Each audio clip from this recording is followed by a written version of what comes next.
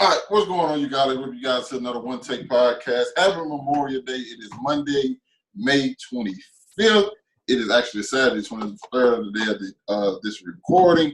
But we want to come to you guys, give you something to do on Memorial Day because you probably don't want to sit around your family. Or you can't sit around your family. Either way, we got a pretty good podcast for you guys today. We got our top 5 shows, top 5 movies.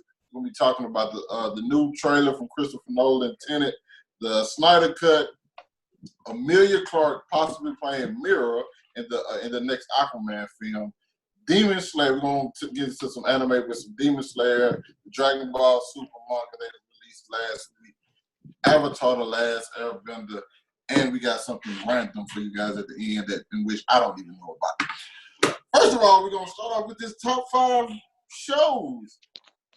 Everybody, we're going to count down all at the same time. So I'm going to start at 5, and everybody else will give their 5. Legit, we give his 5. Prime Okaya will give his number 5, and then we'll just go down from there. So I'll go ahead and start us off.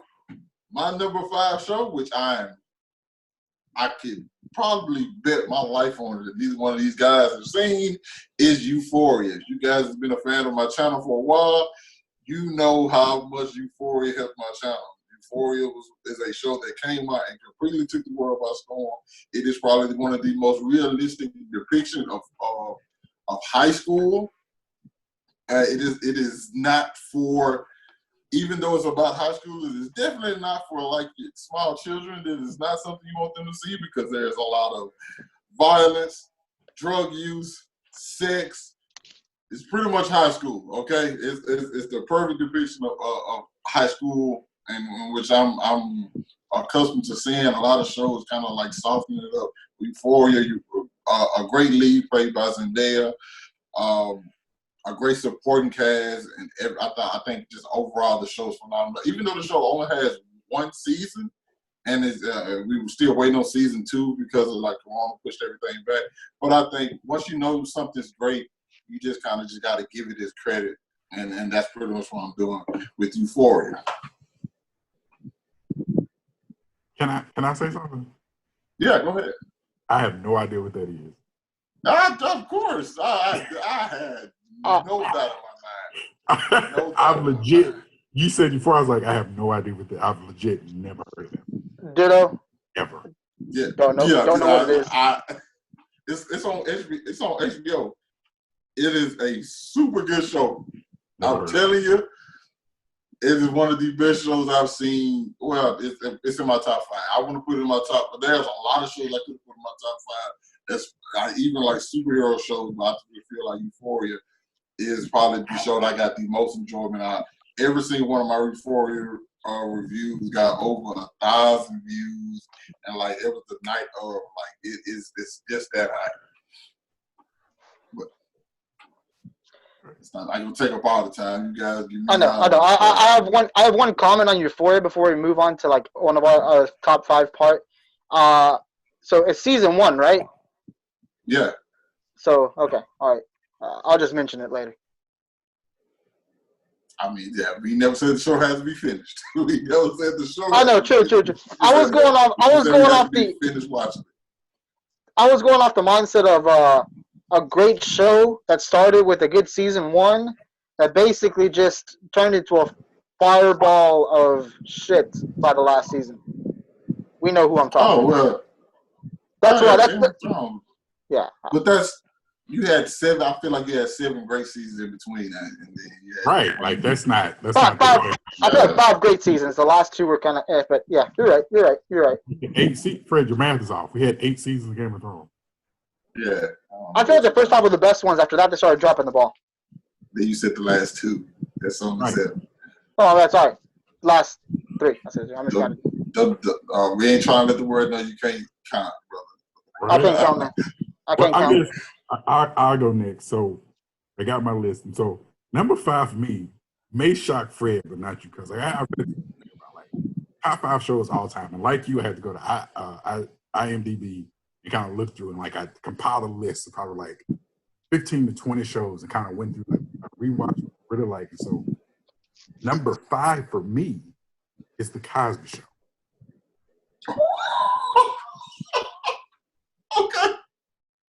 Like, growing up, like we watched it a lot, and like I tend to find myself rewatching it, and I can rewatch it over and over again, the same episode, and just be thoroughly enjoyed. Like, despite his personal life, what they portrayed in this show, being like was great, wonderful to see. Like the laughs, the cries, like it doesn't get old. So number 5 for me is the Cosby Show. That is a great fucking pick. I did not think of the car. That is a great fucking pick. But like you said, like separating art from artists, Cosby Show is a all-time fucking classic. I don't give a good goddamn what nobody said. Yeah. That show is timeless, man. Timeless. Yeah. What you got? Don't hit it up with that one though. All right, number 5 for me, Drake and Josh. A little bit. Number 5, I got a few reasons. Biggest one for me is I never watched live action shows, period. Like, I never watched anything live action as far as shows during my childhood. Literally, I caught on the Drake and Josh bandwagon near the tail end of it. Like, it was already almost over. I started watching it all because my younger sisters liked it. And I was like, sure, why not? And I thought it was a bit of a bonding moment with, my family, with them, because my 2 younger siblings watched it. For me, I got enjoyment out of seeing just the comedy, slapstick. And to me, it was just enjoyable. So to me, that's kind of the main reason why, not just the show, but what happened with me while watching the show. And even now, I love the theme song behind it. Oh, yeah. I can't say that I've ever seen Drake and Josh. And yeah, that's literally my number 5, and it's for simple reasons. It brought me enjoyment. I liked it. It was funny. It was stupid sometimes, but it was funny. So whatever. That's fair. Oh man, Drake and Josh is one of the Nickelodeon's great shows. It's definitely one of these great shows. It really is. Like Drake and Josh is like really, really good. I don't recall ever. I know what it is, but I don't recall ever watching it. Oh man, you've never heard? I never thought that it'd be so simple, but I found a way. I think I'm just. Oh I think my the age gap is just enough. I don't remember. Like, do y'all remember watching all that from Nickelodeon? Yes. All that cousin Skeet. Like I remember all the Nickelodeon shows. Drake and Josh. I know what it is. I don't have the show, like a single episode, theme song, anything. But that's where they got started at on all that in the Amanda show. Like that's where they got started. Yeah, I know who they are. I remember that. I just don't remember that show. But good pick for it. I'm pretty sure it's a slapstick comedy type, good funny show. Like all that. If it's like all that, then yeah, I'm sure it was a great show. Yeah. Moses. My number 4 is Boy Meets World. Ooh. I really love Boy Meets World. And considering the fact that I feel like I grew up with the entire cast. It's just like, yo, listen, Corey, Topanga, Sean,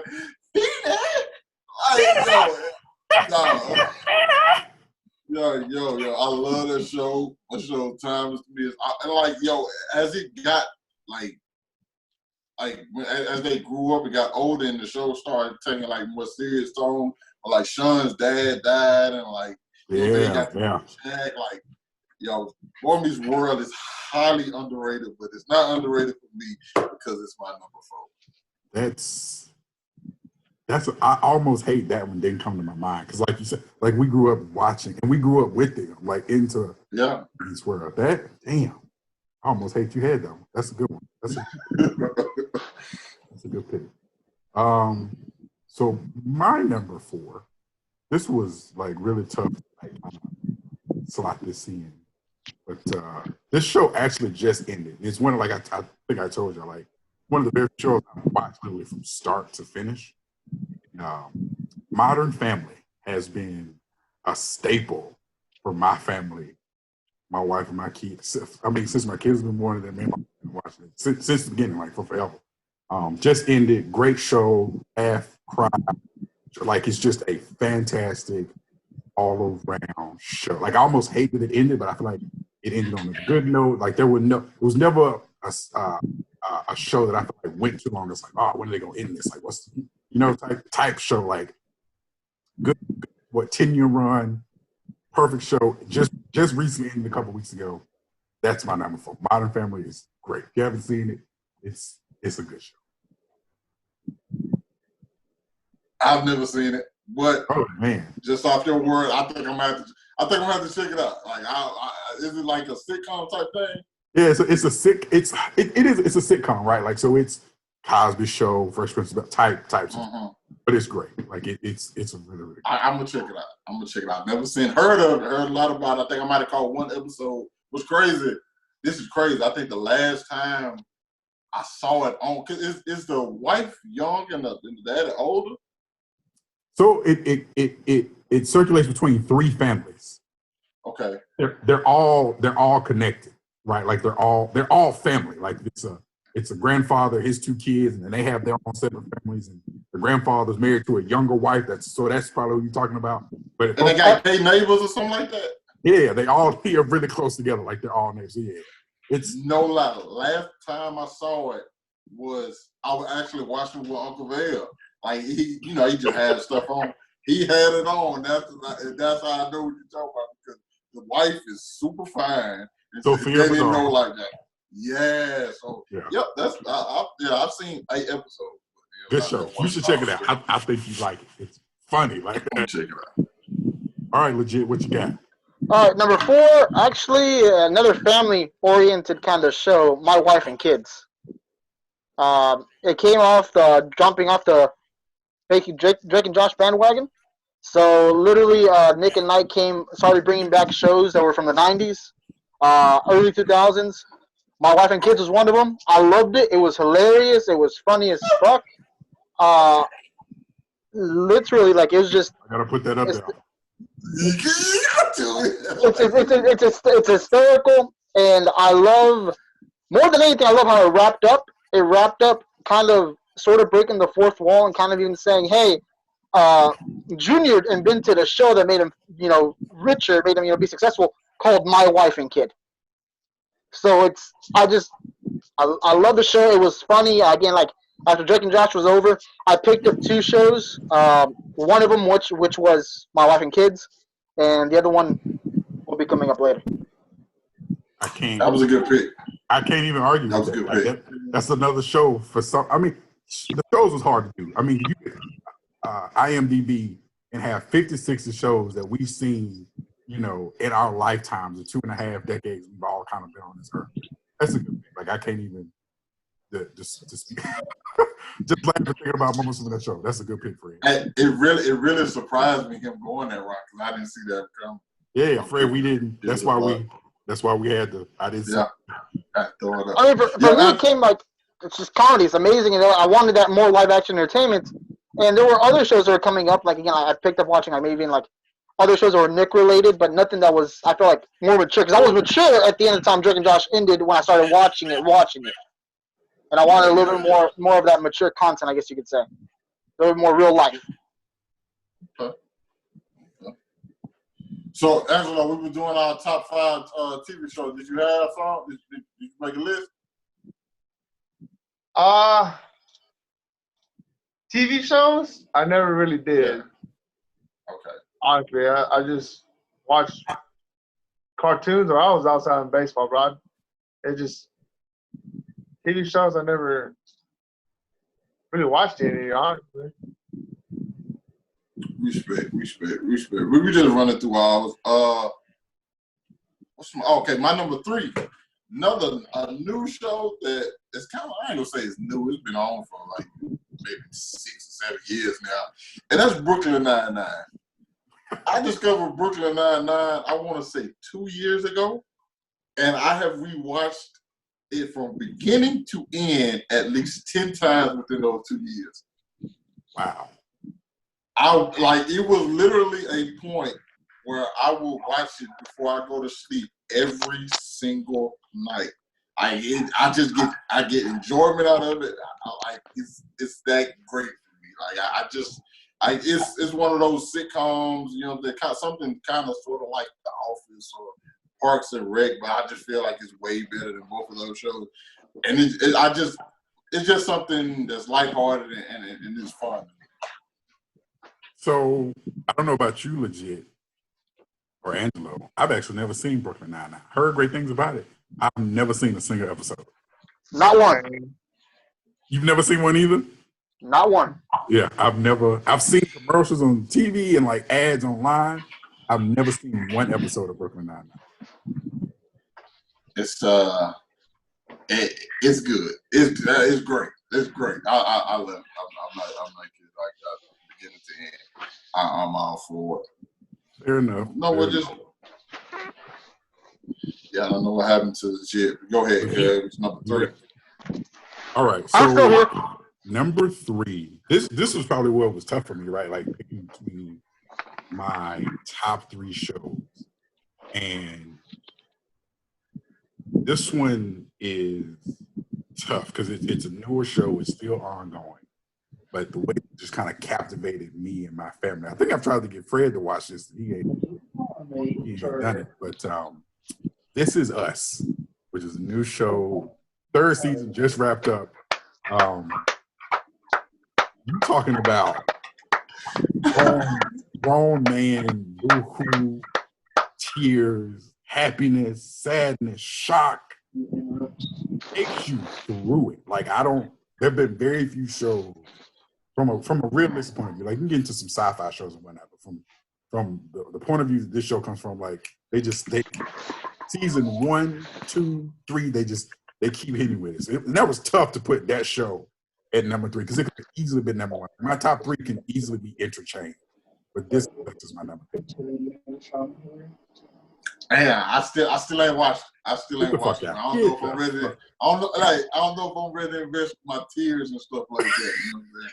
I don't know if I'm ready to get that emotionally invested in something right now. Did you say? Fred, I think Fred said. Fred, did you say that? What is this? 1 or 2? It's like watching Mufasa die every week. Season 2. That's when I said that. Fred said that it's like 2. watching Mufasa die every week. Yeah. But it's good though. Like it's a great show. It's okay. I'm gonna get to it. All right, legit. What you got for number 3? George Lopez. George Lopez. I can hear the theme song coming on right now. Man, I left the TV on for too long. The only thing you hear is George Lopez when you wake up in the morning, man. Dog, that show was never ended. Like that show will always be on when you wake up in the morning, in the middle of the night. Like you just hear it. Like I've probably seen every episode by not actually sitting down and watch it, just by waking up and it being on. Like that's true. So check this out. I got a funny story with this one. Again, watching my wife and kids, George Lopez, and I would actually stay up at late night, especially during the summer. I would actually stay up laughing, etc. in the morning. At first, I would try not to laugh, try not to wake anybody up.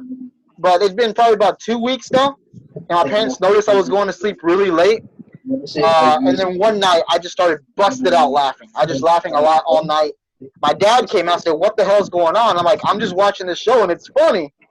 He was like, "Oh, okay, so you've been watching this kind of show. Okay, I'm worried. I thought you were watching adult-rated content this entire time for the past 2 weeks at night." So my dad literally called me out, thought I was watching porn or something when I was just watching George Lopez. I mean, that's fair. What else are young boys doing in the middle of the night? So I gotta go, guys. I got something else. I gotta right now. I gotta go. I don't know what kind of porn you watching where you be busting out laughing. I don't know what your dad thinks, but all right, whatever. No, it wasn't until one night when I busted out laughing that basically they asked what it was. But all the other nights I was trying to laugh, like hold my laughter in. I was trying not to like be superficial with my laughing. But by the way, FYI, just letting you know, breaking down this list was really fucking difficult. My list is subject to change. But the show that he just mentioned, This Is Us, it was hard not to put it on this list. I don't want to count it as a spoiler, but it is right at number 6 for me, solid, because of what happened. Just let you know, it is a great fucking show. It is definitely in my top 10, just being honest. Okay. I'm gonna jump into my number 2, which is one of my favorite guys on the planet, and that's the King of Queens. Doesn't get better for me. You've never seen it. I get it. Then a fat guy and his fine wife and him just operating through life daily and loving to eat and just loving exactly who he is and not caring what the world has to say. Love King of Queens, man. All time great. I've actually James, seen episodes of King of Queens. that's my guy. If I had to choose a favorite show, like a list of like 5 favorite shows, one of my favorite shows would have to be the 70s Show. I fucking love the 70s Show. Red is my favorite character because he's always trying to kick somebody's ass. I've seen episodes. I've watched some episodes of that 70s Show. I fucking love the 70s Show. I think it's another one of those shows that probably just been on when I woke up in the middle of the night. And I just be like, yeah. But I don't think I watched it like George Lopez though. Yeah. King of Queens. I did, but I watched it because of Carmen. Other than that, Carmen and Angie. Other than that, I've seen some episodes of that 70s Show. Like I'm not. Yeah, I ain't never seen it. I've probably seen a handful of episodes. But what I did see, I liked. I just never got into it enough to like sit down and like kind of watch it through. I want to watch it because of the memes. oh yeah, fucking memes are great. Yeah, there's a few of those. All right. All right. Number 2. I think none of you would be surprised if this made it to my list. Because this is a show, I've said this time and time again, I tried to get y'all to watch 4 years and never picked it up. This show was difficult for me to put on the list because I'm going to say it, because the last 2 seasons, season 7 wasn't so bad for me. Season 8 was shit. Were tough. But since I started watching Game of Thrones, which is number 2, in between season 1 and 2, so I started watching it right after season 1 ended before season 2 started. And I was hooked. Like, I was just in it for another one of those shows, highs and lows. Like, Joffrey's death, Ned Stark's death, King of the North, like all these different things, more shocking and heartbreak than happiness in Game of Thrones. But one of those shows, like, it definitely, it's probably on this list. My number 1 is a show I've watched the most. But I at a point, I think I told Fred that Fred knows it. Before every new season of Game of Thrones, I would rewatch every season prior to it. So I've literally seen some of these seasons 6 and 7 times. Like, literally, I love Game of Thrones. So Game of Thrones, GOT, King of the North, my number 2. Listen, I'm not mad at you putting it on your list. I figured I knew someone would have it on that list just simply because of the fact my whole thing. I can't erase me. I got in after season 7. Okay, so as I'm watching, I watched it all as like one Right. like one thing. So to me, nothing ever really changed with me. You know what I'm saying? I didn't know writing changed or like, oh, they're going different from the book. None of that like hit me. It's just always one big thing. And then season 8 came out, of course, and then I'm like, okay, yeah, the quality definitely took a dip. But I hate bad endings, and I definitely think it does have that. Nonetheless, I still don't think you can just kind of like erase the first 7 films and first 7 seasons and what that did for you as a watcher. So, Right. No, 100% agree. Just being honest with this, like I already mentioned that I disliked the ending of Game of Thrones. It broke my heart. That's what it is. Yep. It's what it was. It just broke your heart. I didn't get on at season 7. I actually got on at season 5. So I was a bit behind, but I started. So again, I still started late. I started near the the season 5 was halfway over when I got onto it. I watched all the shows, and then I had to wait. I had to wait for the last few seasons. And that's what it is. But my number 2 is one that's, as far as rewatching, I probably rewatched this show more than any other show in recent memory. It's The Big Bang Theory. Funny, comedic. It's us. No, Something that it's a great show. Great show. Like, it's probably 6 or 7 for me. And full honesty, I gave up on Big Bang Theory. I never finished it. I did. I finished it. Things change, things adapt. Honestly, they probably should have cut off after a certain point, but I'm still fine with it. I'm glad they kept going. I still got to see more, but they should have given one more season for the full wrap up the way they continued. or they should just cut it off at a certain point. There's a few things I feel like changed, especially with the way people became more and more sensitive to where the certain jokes couldn't land anymore. Uh, it's just the reality of what it is. But yeah, Big Bang Theory, I've rewatched the most. If I ever wanted some TV filler while I was doing anything, TV filler would be on. And it's a show that not just me, but my wife, my son dances to the theme song. My first son dances to the Big Bang Theory and even does boom at the end because of the Big Bang. So literally, it was the show that me and my family watched since we've been a family. So I just can't get into it. I have nothing against it. I just can't get into it. It's just not funny to me. That's just me personally. Wow. Nothing against the show. I just can't get into it. Wow. This is not my type of show. Nothing. You know what I'm saying? Fair enough. Fair enough.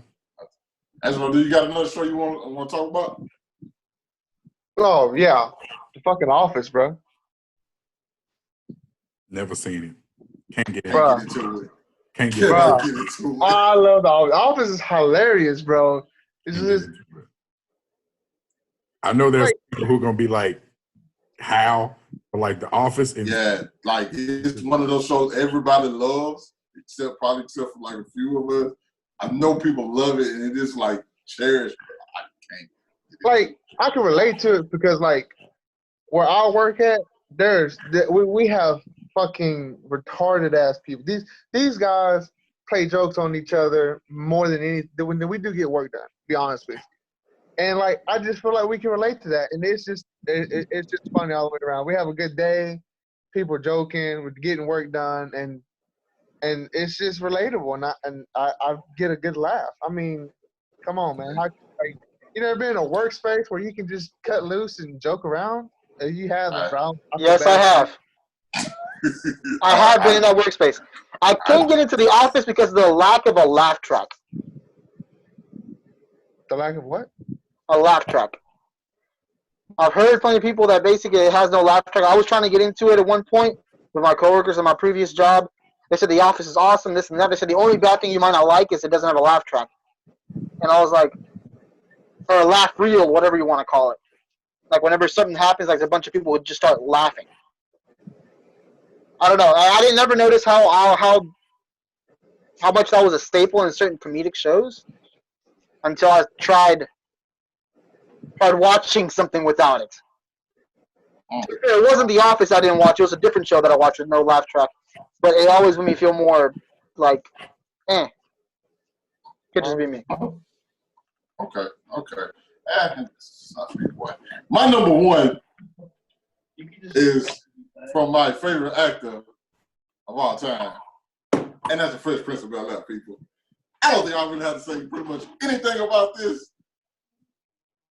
Nope, I don't think it is. It's self-explanatory. Fresh Prince of Bel-Air, the GOAT at his most charming, the entire cast, Carlton, like comedic side character, Uncle Phil, Aunt Viv, Jeffrey, everybody on the cast, great.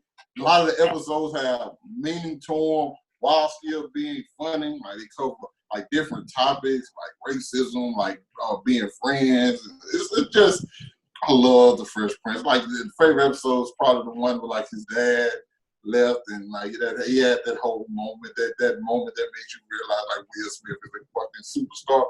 Yeah, Fresh Prince for me, Mike. Easy.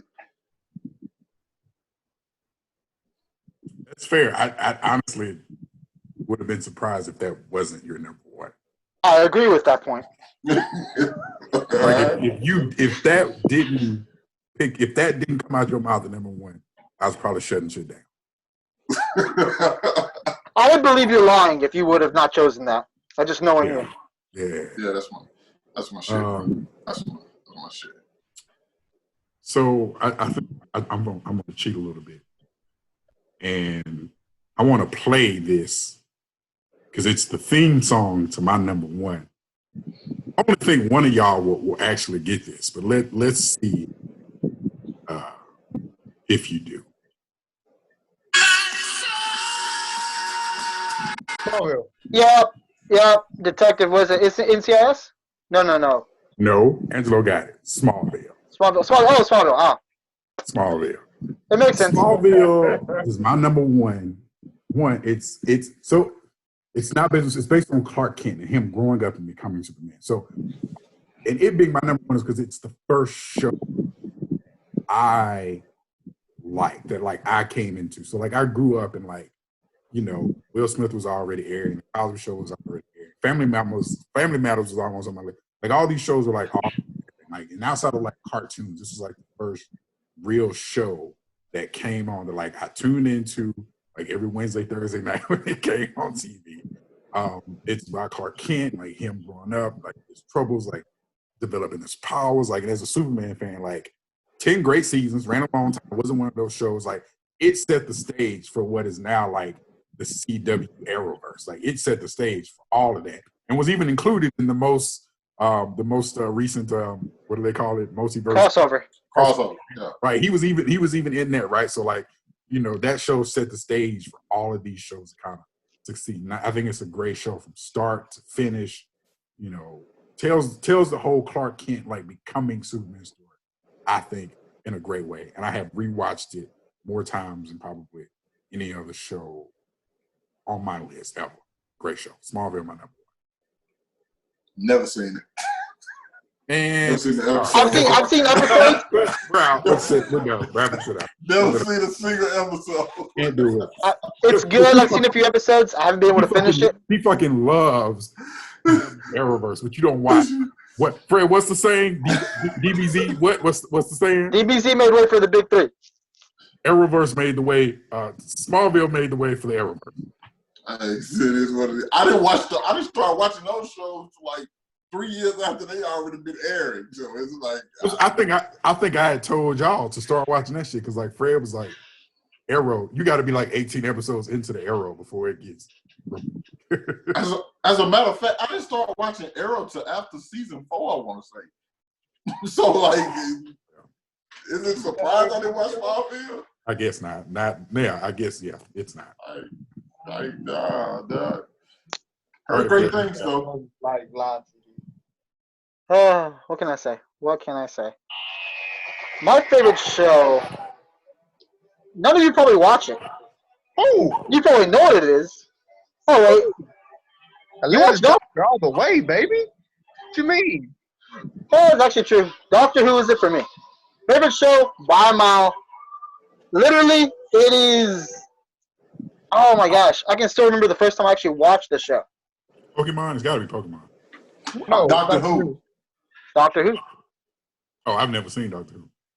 Doctor Who's amazing. I fucking love Doctor Who. I give Freddie that. It is 100%. Doesn't I catch took your word on it. Yeah, I'll never watch that.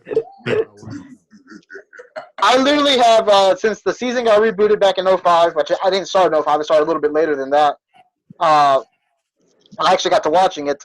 I want to say I have all the box sets. I have every single DVD box set of the Doctor, basically, of Doctor Who, the show. And to this day, even though I still basically can watch and stream it anywhere other places, I still buy the box sets. So to me, that's major because, one, of course, I spend money on it. Two, whenever my wife and I first got together, like, she got me into zombies, like The Walking Dead, which I never was into. She got me into meth and, like true crime kind of stuff. I got her into two things, and that was basically The Big Bang Theory and Doctor Who. And that's something we still watch to this day that she likes, so on and so forth. And my son, to this point, he likes the show. And same thing with the theme song, and same thing with the Sonic Screwdriver, but it's something I started watching not till, 2010? It's whenever I actually started watching the show. So I was already well into high school, so about to graduate, actually 2 years from graduating high school, so yeah. That's when I started watching Doctor Who and got into it. I mean, fucking love it. Favorite show, 100%. Like that, I'm gonna cut in. I think my top five TV shows, I would go 5. Power Rangers Wild Force, because I watched it as a kid. I watched that as growing up. Okay, I love Wild Force. Wild Force was the shit to me. That was my Mighty Morphins. Okay, I'll put Big Bang Theory in there, and then I'll put 70 Show, Doctor Who. I fucking love Doctor Who.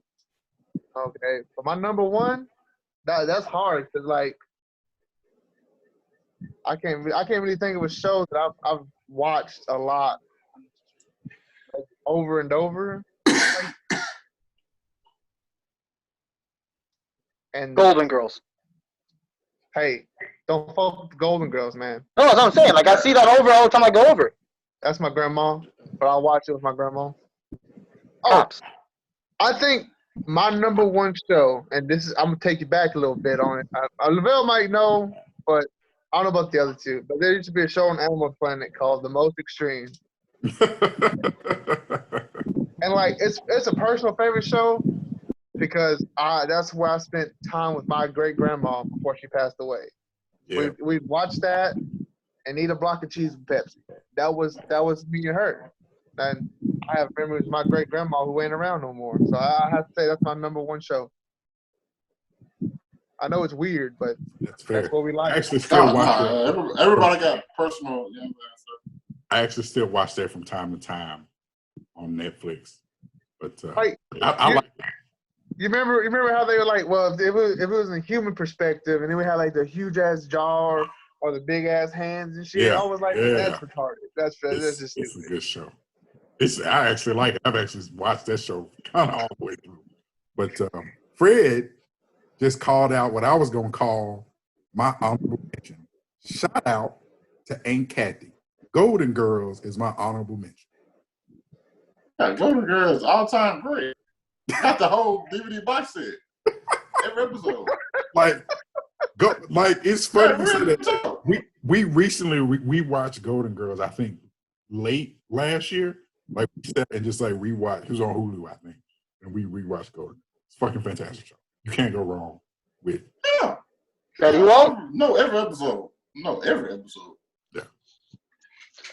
So, that was a good. Everybody's list is unique. I fuck with that. I didn't see that coming. I think it's gonna get even more. Huh?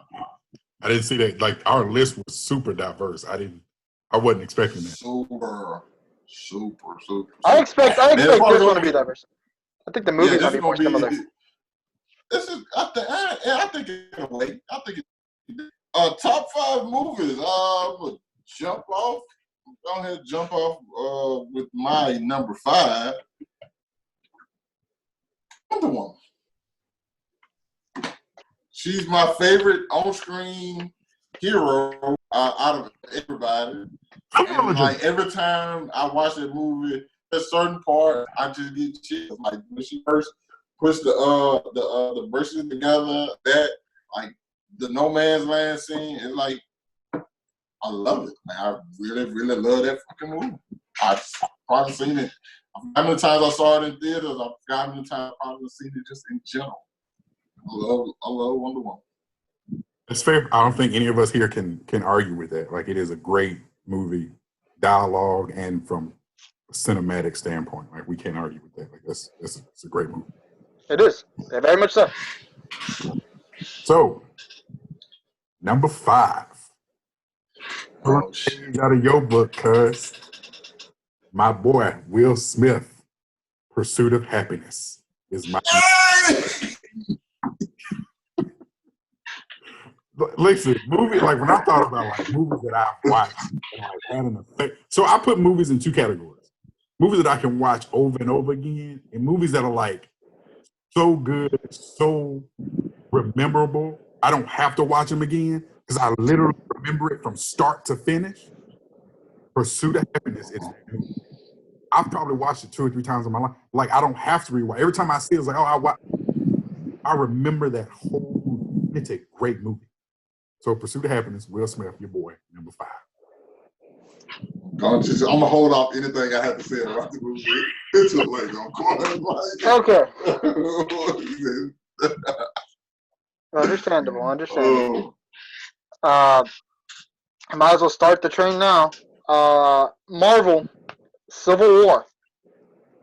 Out of all the Marvel movies, out of all the MCU ones, I feel it's not only the most complete movie from start to finish, I'm able to handle it standalone as well, but I feel out of all of them, it's probably the one I rewatched the most, and that's saying something. I feel like Infinity War, Endgame, they're great movies, but they're a bit too long to always constantly rewatch.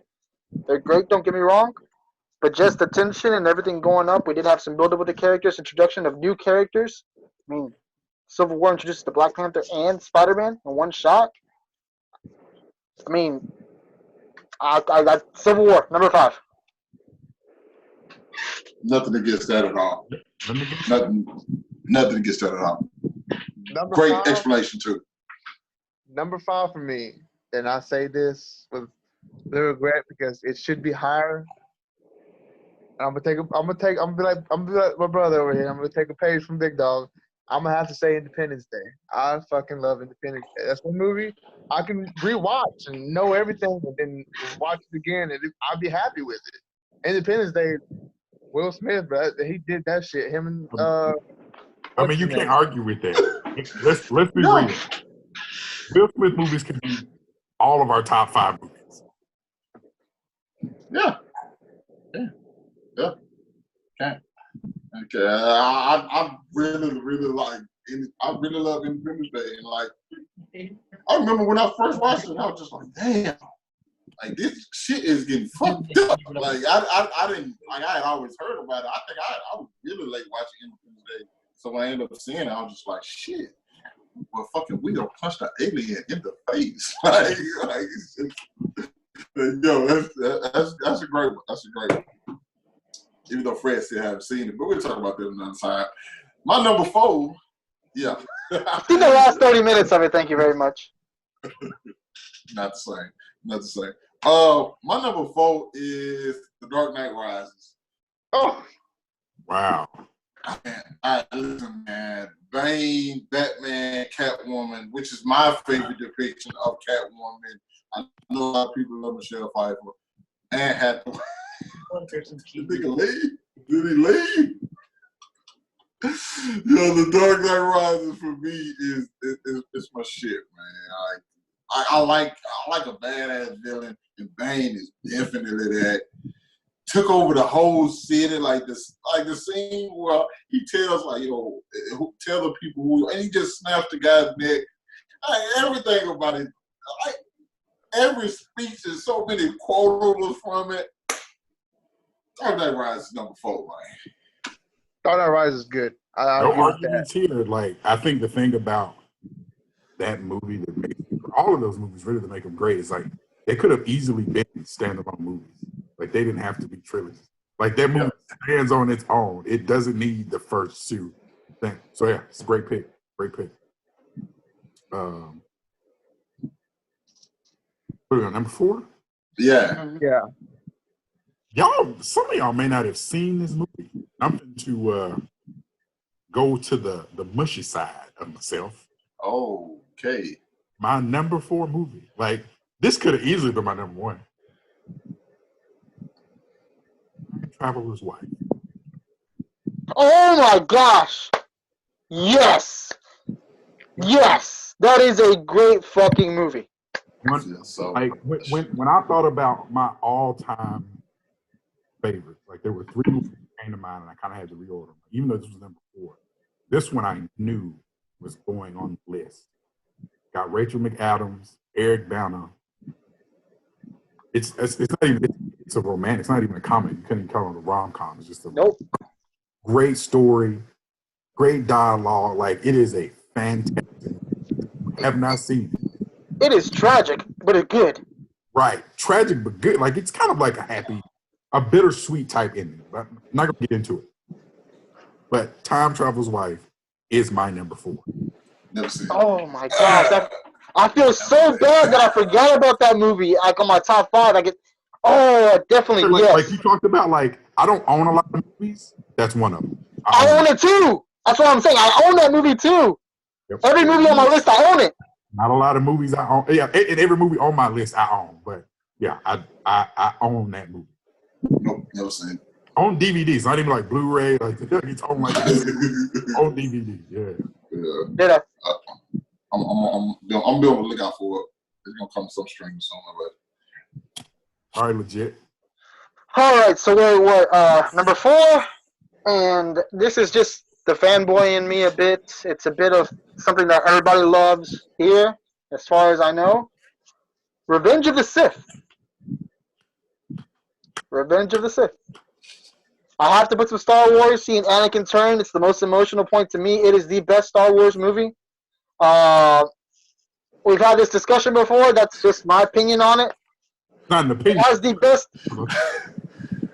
It has the best fight scene in all of fucking Star Wars. Anakin versus Obi-Wan, say what you want. And at the same time, you're seeing Yoda fight Sidious. That's the climactic turning point. Everything like. Well, you got to explain yourself. I'm good. I'm good. That's as far as I go. Revenge of the Sith, number 4. And again, disclaimer: every movie on this list is subject to change, minus the number 1. I have nothing against you. I have nothing against Revenge of the Sith being your top 5, brother. Live on, man. Live on. All right, Angelo, what you got for number 4? My number 4, and this is for people who don't know, who gonna watch the video who don't know. I'm mixed, half white, half Mexican, and my number 4 movie will have to go to a movie called Blood In, Blood Out. I know y'all two don't know. Freddie might have heard of it. Legit Anime might have heard of it. I've seen it. It's awesome. To me, Funny as fuck. Blood In, Blood Out. Thought those locals for life. That's my number 4, man. I'm gonna have to look that one up. I've never seen it. I still want that art from that part. I don't know why. You've seen it, Moses. I'm thinking that sounds like a Rambo movie to me for some reason. No. It's Los Angeles themed Mexican gangsters and everything, but like it's one of the movies I own. I have 2 copies. One is an open copy, and the other one's still in the plastic wrap. I have 2. One for us to watch, and maybe. Definitely seen that movie. Yes, you have. I've definitely seen that movie. Can't remember it. It's played multiple times at Angelo's place. Yeah. So. Yeah, It's just, to me, it's my top 4. Okay. Nah, Let me go ahead. I ain't never seen that shit. I've seen it. I forgot where I saw it, but I know I've seen it all the way through too. I don't know why I feel like I seen it at school. That's probably wrong, but still. No, you have not seen it at school. Oh no. Trust me, you haven't. Wait a minute. I might not see this movie. This movie is 5 hours and 30 minutes. I have not seen this movie. I just lied, everybody. I have not seen this movie. Will y'all watch this whole movie? Yeah, a lot. I've seen it over their house. That's how I found out about it. If I watch it 10 times, I'm probably about dead. Like, shit. I've never seen it. No, I ain't got 5. I ain't got 5.5 hours with me. You've seen Titanic, haven't you? Who? Titanic ain't 5.5. I've seen Titanic. Just letting you know real quick. Just right quick. The movie. I just literally just Googled it right quick. 8 out of 10 out of IMDb, 5 out of 5 out of Barnes & Noble. Rotten Tomatoes doesn't like it, but 95% like this movie of Google users. I'm pretty sure they didn't finish it. On Rotten Tomatoes.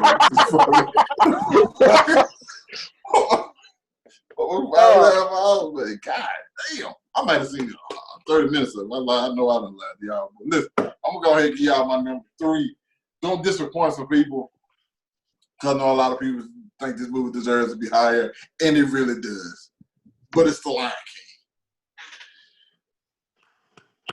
Hey, it's on your list. It's on your list. Yeah. It's on your list. Like, yeah, we can't. Like, yeah, we can't knock that. We can't. The number 1 animated film to this day, in my view, like the most emotional one, the best music, everything about it, great feeling. We all know. Yeah, you don't have to explain anything. And where do we feature? Just listen. Now, just being up front, just mentioning this, because this is going to be something. Lion King's actually my number 6. Just let you know. It didn't make it my top 5 for other reasons. But, yes, shout out, honorable mentions, Lion King, forever. Everybody's list is personal. You know what I'm saying? Judging the fuck out of you right now, Fred. Like, Same. I'm aware. I'm aware. It's okay. Y'all saying that, but we're going to see what y'all got the rest of your clubs. Let me hear your number 3. Number 3. This one was tough. Like I feel like for the TV shows, top 3 was tough. But this is a movie. I think I've mentioned a lot. I own this movie on 4K Blu-ray. I watch it often. It's long, not 5.5 hours long, but it's long. Interstellar. It's that movie. Space, sci-fi. It's a great story. The dialogue, the cinematics. I'm a science nerd. Y'all know that. I like the science behind it. Like a lot of the science is accurate or leaning towards accurate. Like all around. It was tough to put that at 3 because I almost put it at 2, but Interstellar, number 3, great movie. Love it. Yeah, I think my first time watching it was at Fred's house. Yeah, it is a great movie. Great movie. Honestly, it's in my top 10 as well. Just being honest. Just being honest, it's in my top 10. But we're at number 3 now. Yep. For me, it's actually the newest movie that's come out of my list, and it is Spider-Man Into the Spider-Verse. Hands down, the best Spider-Man movie ever. Crossover, multiverse.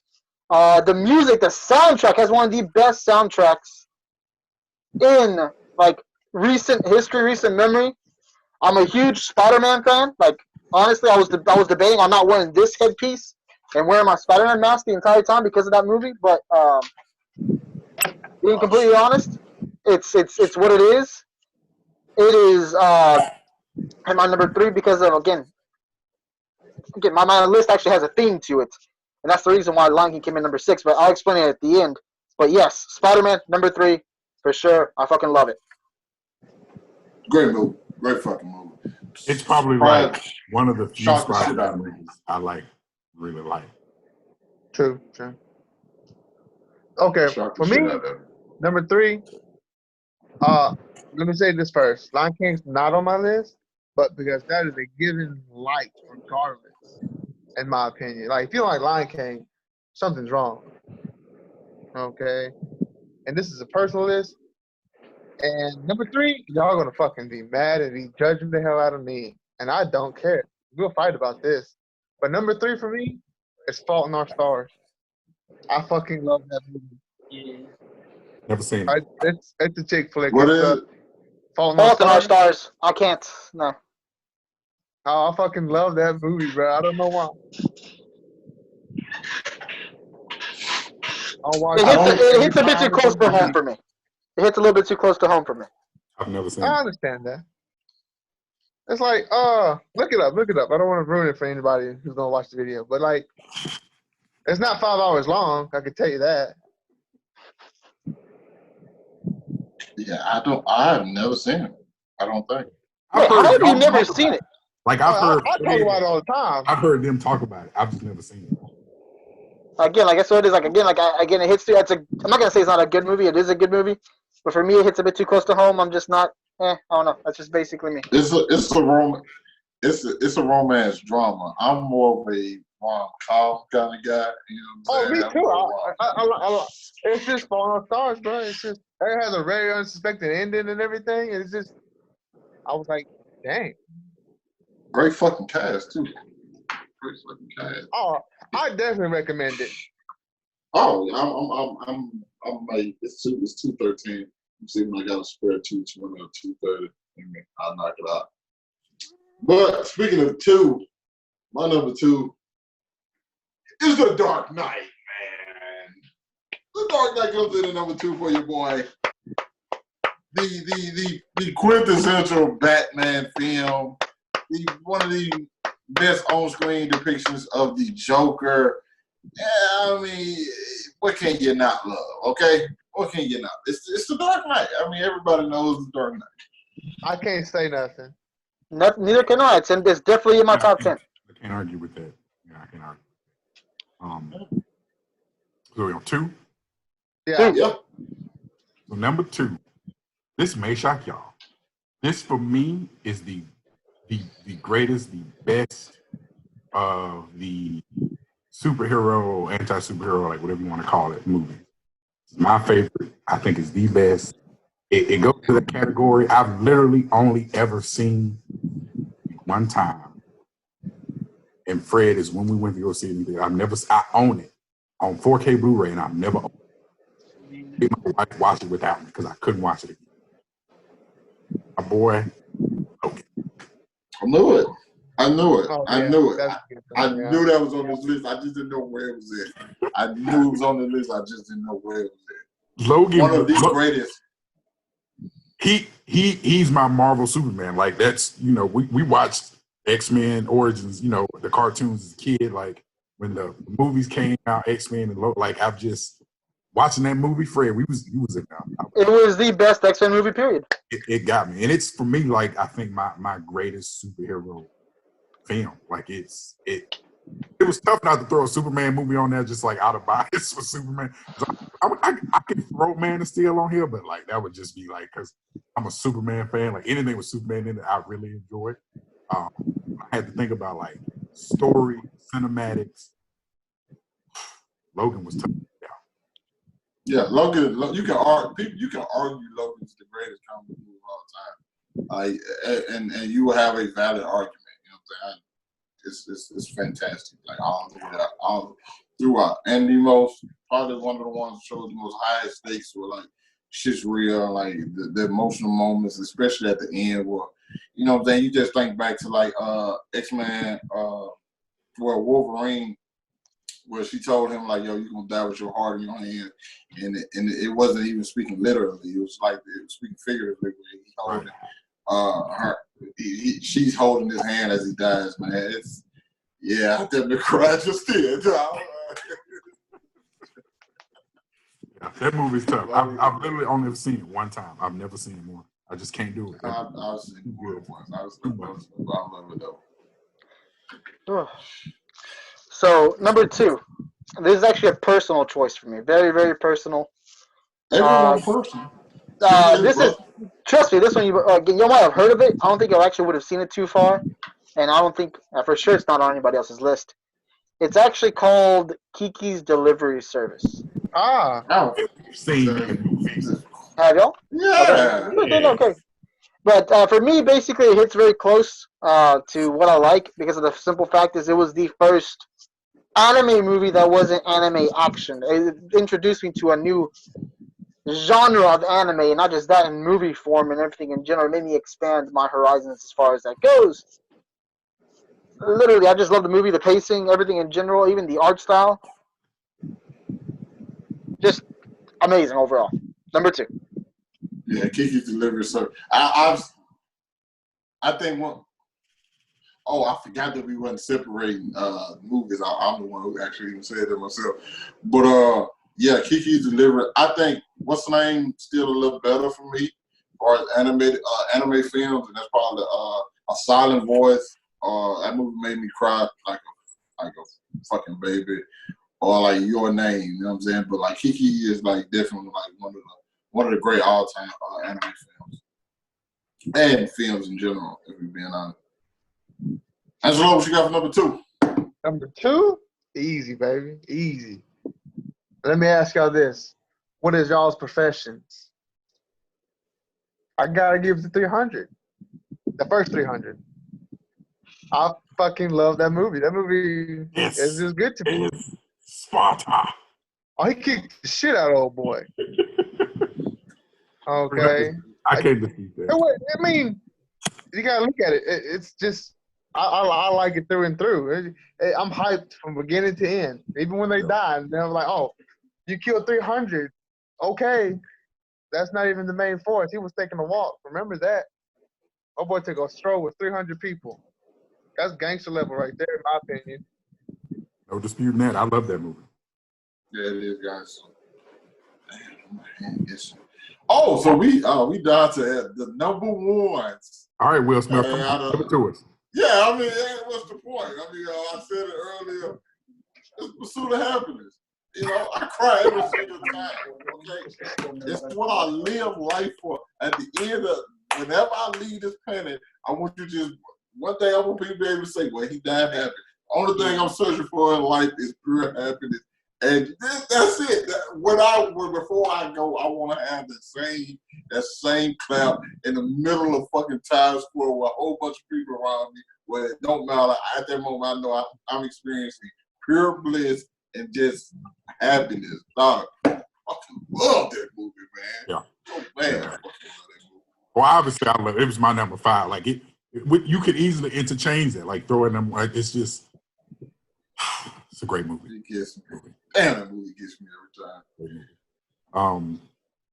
My number 1 comes as no surprise. Like I'm Lion King. Like I do it. I knew you was going. Lion King had. I can't even explain my love for Lion King. Like we watched it on VHS. Like I when they re-released it in theaters, I bought it, and they re-released it on like digital diamond edition, and I bought it again, and they re-released it Lion King 3D, and I bought it again, and like I even own the live action version, and it's shit. Like I just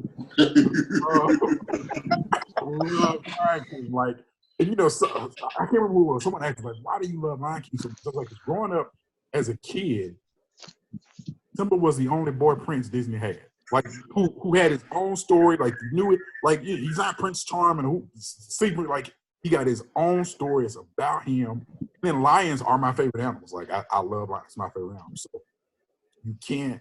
Great story, timeless movie. My kids adore. My daughter was watching it at 2. I think she's 4. I think 2 the first time I let her see it. She loves it. My son loves it. Like it's, and they also hate the remake. Like they Oh man, they won't see through it. I think we took them to theaters to see it after I walked out. They will not see through it. Like they hate. Like it's got to be the live action. So I don't think that's a surprise to any of y'all. Yeah, I knew that was coming. Yeah, I'm definitely coming. So, number 1, Dragon Ball Evolution. Fuck no! I'm just joking. Easy pick. You should already know what it is. I'm a huge Batman fan. It has to be The Dark Knight. Oh, I actually thought you were gonna go to Mask of the Phantasm. I thought you were gonna. It has to be The Dark Knight. I was stuck between both of them. Honestly, it's gonna be a Batman film no matter what. I was actually stuck between like multiple different Batman films. I was stuck between The Dark Knight, The Dark Knight Rises. I was stuck between The Mask of the Phantasm. I was stuck between like a bunch of these. But it could just be the fact Heath Ledger kind of got me. Like overall, Mask of the Phantasm to me is basically a good completion to the animated series. And I mean, I fucking love that shit too. But it comes down to The Dark Knight, seeing it in live action, seeing it portrayed, Batman versus the Joker dynamic. It has to. It just overtook it. And again, like I said, number 1's always going to be one of those Batman movies. You already know. Yeah. Do I need to say anything about not my number 1? Oh, okay. Huh? Do y'all even want to ask? I should. A Batman movie. That's the Joker movie through and through, baby. Oh. Ooh. Come on. I will fight about it. No, don't disrespect the bat. Yeah, I can't argue. Don't disrespect the bat. Y'all are joking Batman's fan. And like that movie makes my top 10. Like it's definitely in my top 10. I just didn't put it in. I was a Heath Ledger Joker fan from the very first minute I saw that. The very first scene with he's robbing the bank, that's one of my favorite scenes in the movie. My favorite openers in all of TV. Movie scenes in history. Yeah. I mean, and like, I didn't know this till like after I watched it a couple times. But like most of the scenes where he's the Joker, all the good scenes we like are improvised by him. The nurse scene where he's clicking it, he's looking around, he jumps when it blows up. That's all Heath Ledger as an actor. Like, how can you beat someone who improvised and then made the movie better? Like Heath Ledger made that movie, bro. I have no arguments against that. I mean, it's my number 2. There's y'all's number 1. It's my number 2. You know what I'm saying? My top 10, but did make my top.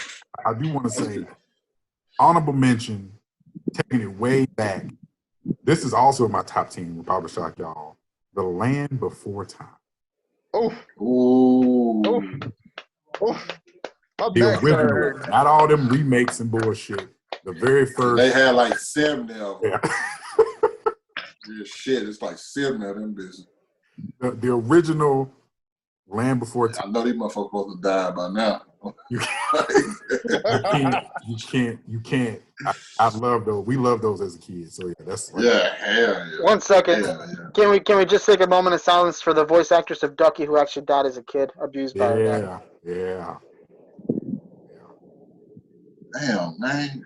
Sorry, I just had to mention that because that makes me sad, especially now that I'm a father. Sorry. Yeah.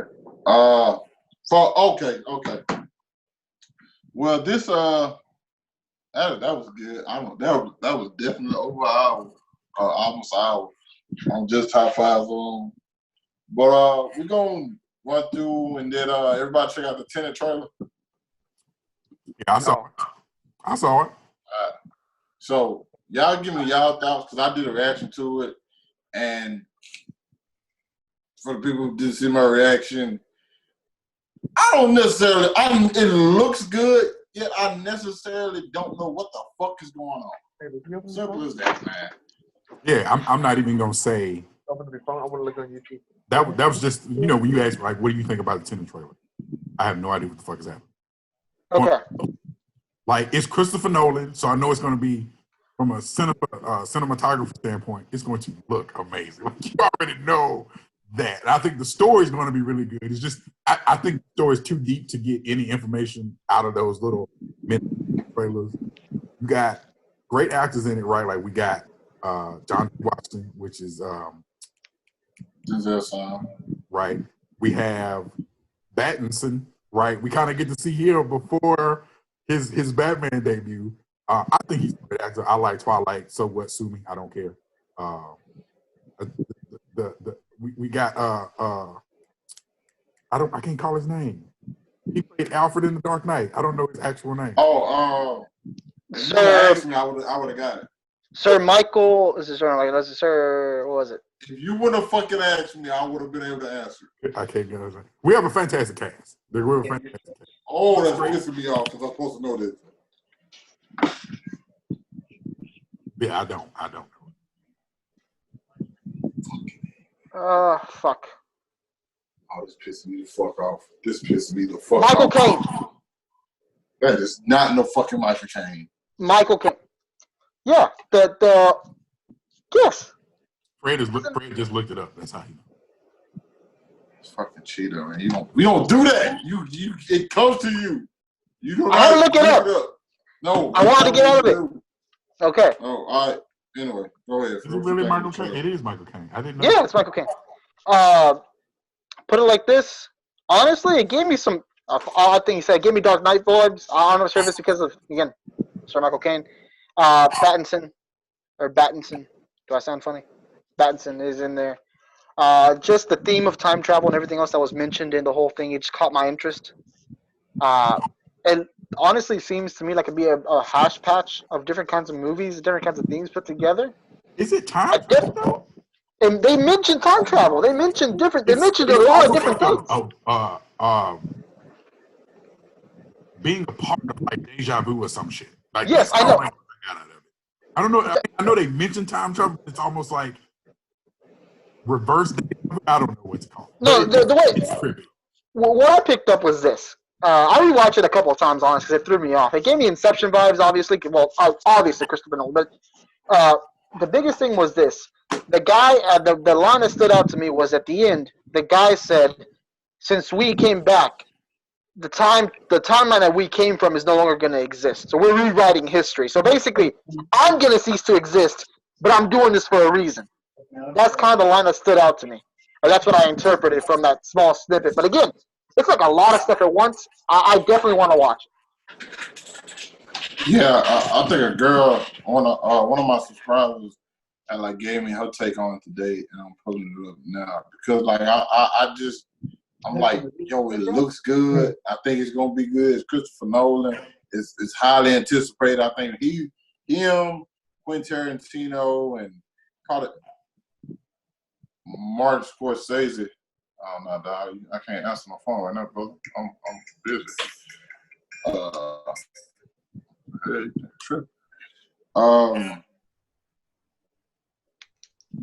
shit. Oh yeah, Martin Scorsese, Quentin Tarantino, and probably Christopher Nolan are the directors that just like get people to like come to the theater. So I know it ain't gonna be no bullshit. It's just I really don't know what to expect.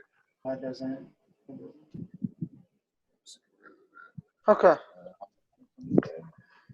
I just watched it. Okay, while y'all was going over y'all's point, and like, I'm gonna be honest with you, I do like the fact the main character's black. This action-packed movie with the main character's black. I fucking love the Black Panther. Black Panther was one of the best Marvel movies to me, and I don't care. And like, seeing the cast lineup, like y'all said, it looks great. Okay, I'm not too crazy about Sparkly Boy from Twilight. Wait. I'm damn be honest with you. I'm not too crazy about him. Wait. Twilight was great. Okay. I'm kind of with it. But like, honestly, I wouldn't mind seeing him. Yeah. Oh, this is one of my subscribers said it looks like an alternate reality where time is going forward, and Tenet takes place where time is going backwards. So that means there is going to be a meeting point, which could be a bad thing or a good thing, maybe. Her take was way better than mine. Yeah, that's better than what I got. Use her, so you know what I'm saying? Way better than mine. But yeah, that's Tenet. And it is Moving July 17th, 2020. If it don't get pushed back, which I mean, that's what I think that's what the new trailer said. Like the trailer that was released yesterday, I think it said July 17th, 2020. If it's the first movie people can see when they go back to theater, I really want to know how it's going to perform. It'll perform great. At this point, I don't think people give a shit what they watch. Yeah, they really get back to the theater. Oh, excuse me. Now let's talk about this fucking Snyder cut. And that's okay. One thing we have to mention. Get this out of the air. First of all, I'm just being completely honest. I was in the mindset of if it happens, it happens, but I really don't care if it does or not at this point. We have someone here who was picket this, basically never gave up on it, even though we think he kind of did sometimes. I could have sworn he did sometimes. According to him, he never gave up, but he always brought it back. No, No, he's not talking about you. You got to talk about me. No. Let me tell y'all. Listen, for everybody that's listening and watching right now, let me tell y'all right now what we as a collective unit thought about the Snyder cut. We wanted it, but did we think it was going to happen? Not necessarily. But if it did, we were just like, okay, cool, we get to see it. Now, let's dive into this actual fact. The Snyder cut is coming out. But here's the thing that nobody's talking about. Everybody's happy that they get to see the Snyder cut. Nobody's asking the actual question like, the Snyder cut can still suck. I'm just keeping it real. Let me get to that one in a second. There's a few points I want to make, like from articles. I did a little bit of research on the Snyder cut because when it came out, just went all of them. But that's kind of like possibilities. Is it cool? I just mention this right quick. One thing I want to mention that was actually an article. Zack Snyder's wife. Apparently, they didn't know. Like, apparently, she gave a little bit of a comment saying that he kept posting things, but he never expected it to come out. He just kept posting because he was pissed. Along the lines, he's never seen the Joss Whedon. I don't know if I'm pronouncing that right now. He's never seen that cut. After he read the script, or supposedly he read the script, he's never seen that cut of the Justice League movie. So there's that. The mention of his wife actually saying that they called them like 2 months ago, confirming, you know what, we're gonna do this. Up until that point, he was just. Sorry, go ahead. They didn't call them. They actually had a screening of it. Them and the brothers. They screened it. Had a screening, they screened had a screening of the movie not too long ago, and they basically and Warner Brothers is like, listen, we got HBO Max. We is in like regardless of if you want to be in it or not, you're in an extreme war right now with Netflix, Disney, Hulu, everything. So you have to make something that like get new subscribers in. And so what's the best thing they can do? Let's give everybody what they've been asking for the past 3 years. The Zack Snyder version of Justice League, which from reports I've heard is like a 4.5 hour tape. So I don't know if they're gonna do it split it up into 4 different parts or one long 6. director's cut. It was in the article. They're doing it's 4 hours. They're either going 6 or going into releasing it together. Those are the options they have on the floor. Either 6 episodes or a full thing, a full 4 hour clip. I think me personally, I want the full thing, but right. I think it's a streaming platform. Just give me the whole damn thing. Yeah, I know. I agree. That's where I'm at, but that's where the choices were at, if I'm correct. Either a 6-parter, split. They split the 4 hours into 6 parts, or just a full thing.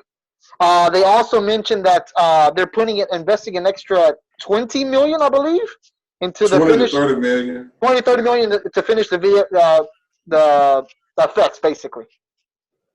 So here's another thing that I have to ask, and it's weird to me because I think I know what the Snyder Cut is. There was a point after Justice League came out where Zack Snyder's what originally was supposed to happen in Justice League came out, like basically the entire rundown of like what happens, and I've read that before, like.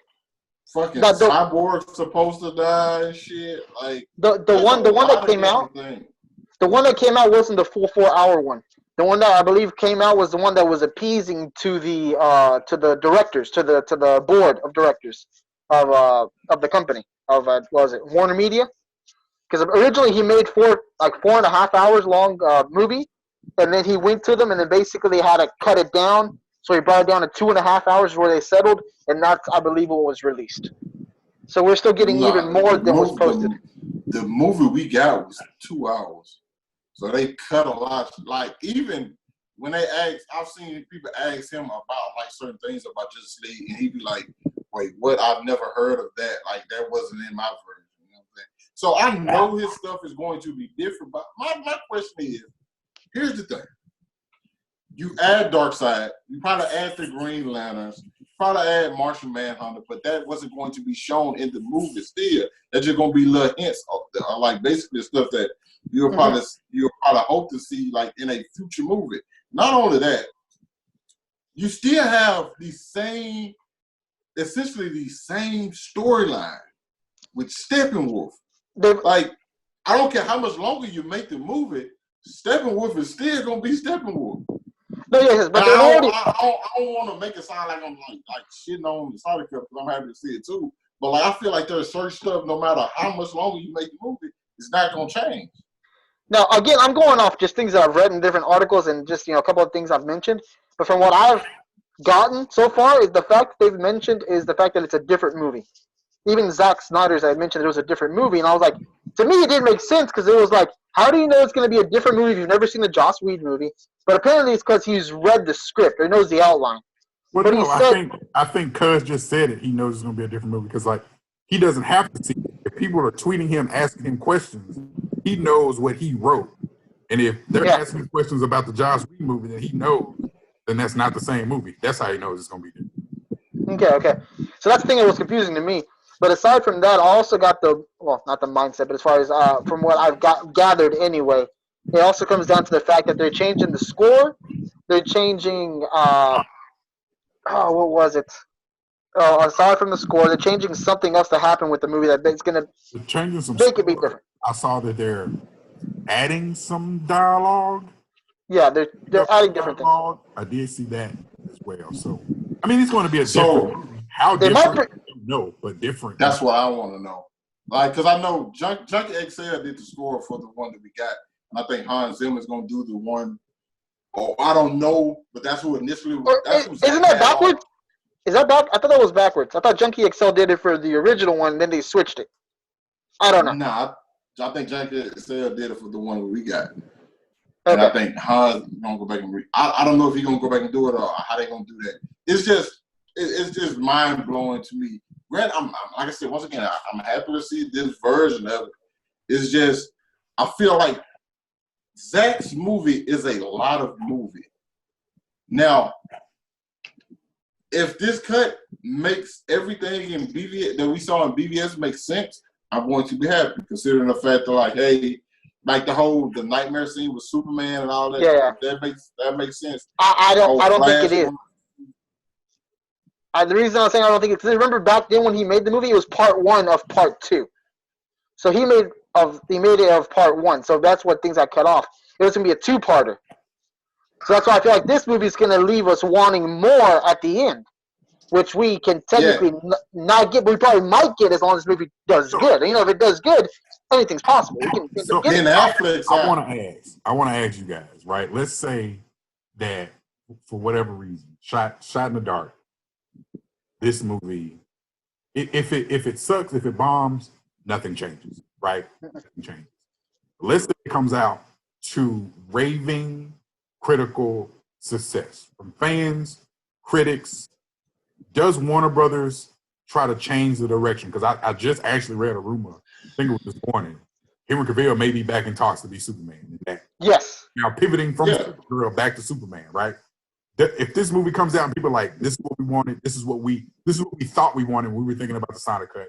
It's great, critics love it, fans love it. HBO, like, does Warner Brothers start to change traction, try to get Henry Cavill back, and try to some way get a DC cinematic universe going? Nope. Let me let Moses answer first, because I got 2 answers to that. Let me tell you why I say no. Simply because of this. This is just a version of the movie that people wanted to see. But considering the fact that what DC has strung together, I want to say like the past year and a half, with every single thing that they dropped, or whether Harley Quinn may not have made a lot of money, it was a critical and fan success. Shazam was the same way. Aquaman, you have Wonder Woman 1984 coming out. You have Black Adam. You have Shazam 2. Like, all of these, you have the Suicide Squad directed by James Gunn. You have all of these things coming out that can't just guarantee they're going to be good, but the string of those they've put together are really good. And if you halt all of that, because you got one film that came out and did numbers and did great, and you kind of like, it's all of that, it'll be first of all, it'll be disrespectful to everything you got working on. And like, it'll just show Justice League coming out, the Snyder Cut coming out, and it being good, just shows that you can do it, but you don't necessarily have to do it immediately. Mm-hmm. So with that being said, you don't think at some point in the future that they try to, because a lot of fans believe that you need big 3 to all be good to be successful. Like, you need a good Wonder Woman, you need a good Batman, you need a good Superman. You disagree?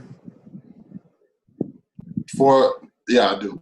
Real quick, just so kind of to go back to the subject I was saying before. The thing actually I want to mention, because it's part of the conversation that was happening a second ago. The reason I have 2 different answers for that, and they're both actually positives, and the reason I think it's going to work out. First of all, it's going to be money. If this is if it's a success when it comes out, and if they actually pick it back up, say what you want, the DCEU expanded universe is gone. The DC cinematic universe is basically gone for the Justice League anyway. They still can make all these different standalone films. So my answer to that is either this, what we're going to get in HBO Max, is either going to be an Elseworld standalone movie like Joker, and create a different timeline to have multiple different timelines, or vice versa. What we've already seen has been the Elseworld the entire time, and this new one picks up where they were supposed to pick up.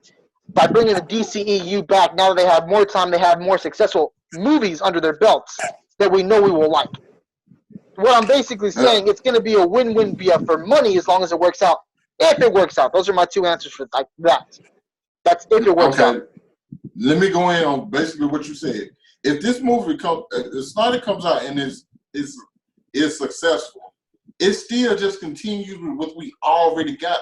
Because the films that we get right now, even though they're standalone film, they still all play in that same playground. The only film that's coming out that won't play in that playground was Joker, because it was an S-word type thing, and the Batman. The Batman won't be able to play in the same playground because, one, we have this Ben Affleck Batman is gone. Ben Affleck is out. And then you have Robert Pattinson, which also takes place early in life, which is supposed to be said that it later on connects into the current DCEU. Yes. So I can answer your question with one answer. One word. Flashpoint. Is it one word? Thank you. Yes. That's how they can tie it back together to bring this back. DC has created this scapegoat in Flashpoint. Like they did it in the most recent movie. Like they did it we know that all you need is Flash just to go back and change something and it resets the timeline. Exactly. I'm trying not to be biased. Like I want a Superman film. I don't give a shit if he teams up with them or not. I want Superman film. I like Superman as a character. He's my favorite. I do think him and Batman being in movie theaters are good for DC as a whole, right? Like if those two are successful, I think it does kind of lead the way for others to kind of be successful. But with that being said, I don't think they have to. I will say what DC has done so far has been good. I still think the only person who compares with Marvel is Wonder Woman. I don't know if Aquaman and Shazam are on the right track to compete with those movies. I think Wonder Woman is the only superhero DC has right now who can go toe to toe with the big on Marvel. But I do think DC still has a little ground to cover, and I'm not saying they need to, because they could easily have a home run without them. I just think it would be more helpful if the Batman movie is a success. And I'm not saying they have to have a team. They don't have to I think that's just what we've kind of been. I'm not even gonna say Marvel's did it. Like we're just used to, right? We grew up watching Justice League Unlimited, right? Like we're used to seeing them get together to fight big foes. Do I think if done right, they can kind of, use Flash as a scapegoat, set a timeline, kind of bring them back together? Like as long as it makes sense, right? Like from a story standpoint, bringing the Flash and having them reset, you still get them back together. I mean, because as of now, like you said, everybody exists in that playground except we got Batman kind of sitting out in limbo. Like you can bring Superman back, Wonder Woman exists. Like we know Flash exists. We know all these people exist. The only kind of outlier with Ben Affleck being gone is Batman, and you can easily kind of reset that with Flash. True, you can. It's just, and here's where it's gonna get real difficult. Now, two points. One, I think if the Snyder Cut is successful, I think that helps Superman in getting Henry Cavill another movie. Now, here's where Flashpoint will fuck up shit, because Matt Reeves is playing in his own playground right now. Like he and everybody knows, like he's trying to want his trilogy to be his own thing. Batman comes out before the Flash. Let's say the Batman movie comes out and is a success. And then you have Flashpoint where you kind of reset this whole timeline in order to get Batman in that same universe. Matt Reeves wants to have his own thing. So it's like, I don't want to have to connect these two things together. That's what I was going to go with. Like, to answer that one actually right quick, the way I was looking at it was the multiverse. DC has the multiverse. It is famous for the multiverse. You could technically have the same actor, two different directors. I know Matt Reeves will still have his own Batman. He'll do what he wants with his own Batman. And we'll have the actor, Robert Pattinson, come over here. Boom. See, yeah, you saying boom, but at the same time. Technically, you could kill off Ben Affleck Batman off screen. Flash goes to another Earth to get Batman, and boom, it's Pattinson. As well, yes, another choice. That's the multiverse. So you have the multiverse and Flashpoint. Flash and the multiverse and going. Flash makes it too easy. It does. He does. It's too easy to reset and change people out. Like he makes it way too easy. Yeah, I get it. I don't know, man. Even then, if you want to, you know what? Keep it in content. Let's leave Flash out. Let's stay in Batman content. Lazarus Pit. He's revived and he's younger than he was before. Boom. I think, and then at that point, I kind of feel like you just granted, I'm a DC fan, so I understand all of this. I kind of feel like you just kind of treat like the regular consumer, because I feel like you just doing this just just for this reason. And No, you know that's the point. That's the point, though. The businesses want whatever will make the most money. It feels cheap. So DC's put themselves in a bind. Let's just point be like DC. That's what it is. Yeah, they rushed it, and like you're rebooting Batman. We know he exists in Wonder Woman's universe and Aquaman's universe. You do a Flash movie, we know he exists. We know he exists in the Shazam universe because Superman exists. Like now you're doing this Batman. Like DC did it to like Warner Brothers did it to themselves. Like we got Henry Cavill. He's in, he's out. He's in, he's out. Like we don't know. Like they need to pick a course, stay with it. For good or bad, they need to stick with it. For good or bad, stick with it. Make the adjustments you need to because let's be real about the Marvel Cinematic Universe. This movie as an example. When the first movie started coming out, the origin story, like Iron Man and Thor and Captain America. Iron Man's first movie, good. Thor's first movie, not good. Captain America's first movie, not good, right? Like but they were building a story, right? And I think they knew this because, like, I think you get to a point to where you start to figure things out. You start to build that world, and people are coming anyway. Like I mean, you hate. Oh my God, what's her name? Captain Marvel. Marvel. You told us not to go see that movie. I did anyway because it's like, well, I've seen all of them up to this point. I might as well. Like, I think you get to that point, and if DC can kind of build that momentum and kind of, you know, just slightly connect them. Like, it doesn't have to be a huge team up, but just know that like these people know one another, right?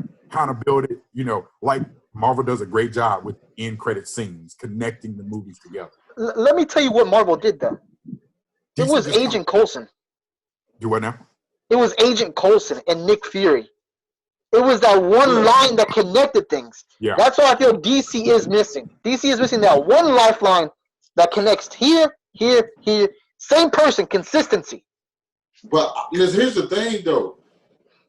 I don't feel like they need that. Like everything, like we know it's connected. Like Shazam, with like we know. The average consumer. I think the average consumer. Like, I'm saying right now, like right now everything is fine, but I think we get to a point to where, as DC fans, I want this to keep going, right? And I think you can't have that keep going without some eventual meetup or team up. I think because you can only do so many standalone Wonder Woman or Batman movies. Wait 5 or 10 years, then you reboot it, you do another, you tell the same story again. Like DC has a lot of new stories. I mean, don't get me wrong, like Batman, you can keep retelling the same story in different ways from different directors and whatever the case may be. But DC has an amazing universe with an amazing cast of characters. Like Black Panther has become a household name when the majority of people had no idea who the fuck he was prior to Civil War, prior to Black Panther. Right there. DC can do the same thing with. I mean, you take the vast majority of Marvel's heroes. Iron Man, like the everyday person didn't know who that was, but they know who Batman, they know who Superman is. Wonder Woman, right? DC has the same power, and I'm not saying that. Like, I agree with you. I think they're fine right now. Like right now, they don't make any changes. But I do think we have to get to a point where if Warner Brothers wants a holistic success from the movies, I think you right now it's this, but I do think you start converging to that point where we have something where they do meet up. And if you need to diverge at that point, because like we have these amazing, powerful villains that no one superhero can take along in the DCU. So we need them to team up. But here's my thing with that, and I agree with what you're saying. Considering the fact that DC got off to a rough start, the time is just not now. No, that's what I'm saying. Like, it's not now. It needs to be at least 5 years down the road. You have to stream. Like, you got off to a bad start with the fans. I mean, well, like the general, not necessarily the fans, but like the general audience. So you have to string together some wins until people start going to see films just because they're DC. Then you can start making those certain changes that you need. Like, I just don't like the Snyder cut coming out is going to, I think, put DC back in. Like once again, I'm happy that it's coming out, but I think it's gonna put DC in another position again to where they might. Hey, I think they're clamoring for us to like put things together again. When DC fans are, but the general audience isn't quite ready yet. They need the DC to put together some wins and have that name. No, I agree with you. I think because Marvel has set up this kind of recipe that the general fans have come accustomed to. I know that Warner Brothers doesn't want to do it like Marvel, and they don't have to, right? Like you might do it exactly like Marvel, but the recipe I do think, like you say, is some wins, some good standalone wins that throw like what Shazam did, right? Like it was a good standalone win, and we had the Superman cameo, right? Like you can do it like that and still have everybody have that standalone movies and know that, like, hey, all of these people know about each other. Like you say, 3 to 5 years down the road, get these wins with the new Wonder Woman, with Batman. Are we still doing a Flash movie? Is that still happening? Yeah. I thought Ezra Miller, like, did he slap some lady? Oh, that's right. He did. You know, It's not funny. It's not funny. I'm not. Call 1-800. Slapping a woman. I can't. I don't know. But is that still happening? I haven't confirmed. It's supposed to still happen. But I'll mention this right quick. quick. Anything about him being out yet?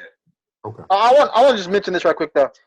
I feel like if we are going to want something like that to be unified in 5 years' time, the Snyder Cut has to be successful now, and I feel there has to be the base for it. There has to be something like, yes, don't give me a new Justice League movie now or in 2 years. That's fine. I want all these other movies to come out, but I want this to be a success. I do tell you what. Zack Snyder better deliver with these cryptic tweets and all this he's been doing for 3 years. That's all he better. I'm telling you, dog. This movie cannot suck. Comes up, that movie come out in his ass, I'm gonna fucking say it. I don't give a damn. I don't give a fuck. I'm with you. I'm straight up saying, like, yo, we waited 3 years for that shit. You just put a whole bunch of, cause like every time I hear something about the Snyder Cut, once again, I feel like I have to keep saying this. The hype is too high. That's the issue. No. I've heard so much shit that's supposed to be in the movie. I'm like, God damn. I feel like you just kind of like saying shit the fans want to hear. Like, oh yeah, that's in there. Oh yeah, that was in there too. And when I see the movie, I'll be like, yo, shit was in there, but it just feel like it's just a lot of fucking movie. It's like Rise of Skywalker. I feel like the Rise of Skywalker was just a lot of fucking movie. Fan service. Pure fan service. That's all it was. And I feel like it'll go one or two ways. It'll either be too much, like why, like this is way too much, or he'll be like it's in there and it's literally like a 10 second. It's like 10 seconds. Like that's what it might also be as well. Too much is not, but he does. He has to deliver. You can't be talking shit for 3 years and then not deliver. No. Let me ask this because we need to move on because we are taking some time. But one question, kind of wrap this up. If this succeeds, do you think Zack Snyder is actually going to come back? No. Nope. You think he's out?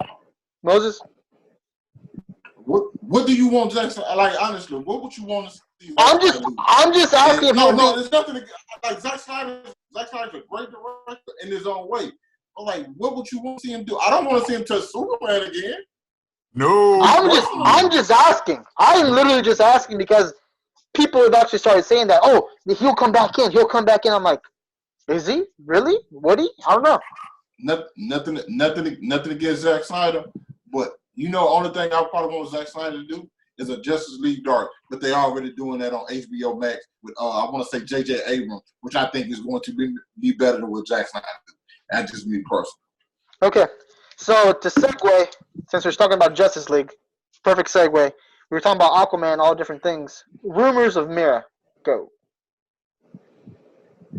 I mean, I don't know about it. I haven't heard any rumors. I just know she might. Amber Heard fine ass might possibly be out, and if she's out, like we looking at Amelia Clark to take up the spot as a Queen Mira. Khaleesi and Khal Drogo back again. Not exactly. I don't see how that easy. Like yeah, and they're gonna be talking this time. It won't be just. Hopefully, there's dialogue between them and not just grunting. Jesus fucking. No, the dialogue between those two should be like, because I liked Amber Heard's portrayal of Mira. I really dug it. You know what I'm saying? She had like this fierceness to her. You know what I'm saying? Because Mira's like a fierce woman, and So, we've seen Amelia Clark be fierce again. I'm curious. Do y'all give a shit about her personal problems? Nope. No. Not really. To me, I'm separating art and artist. Yeah.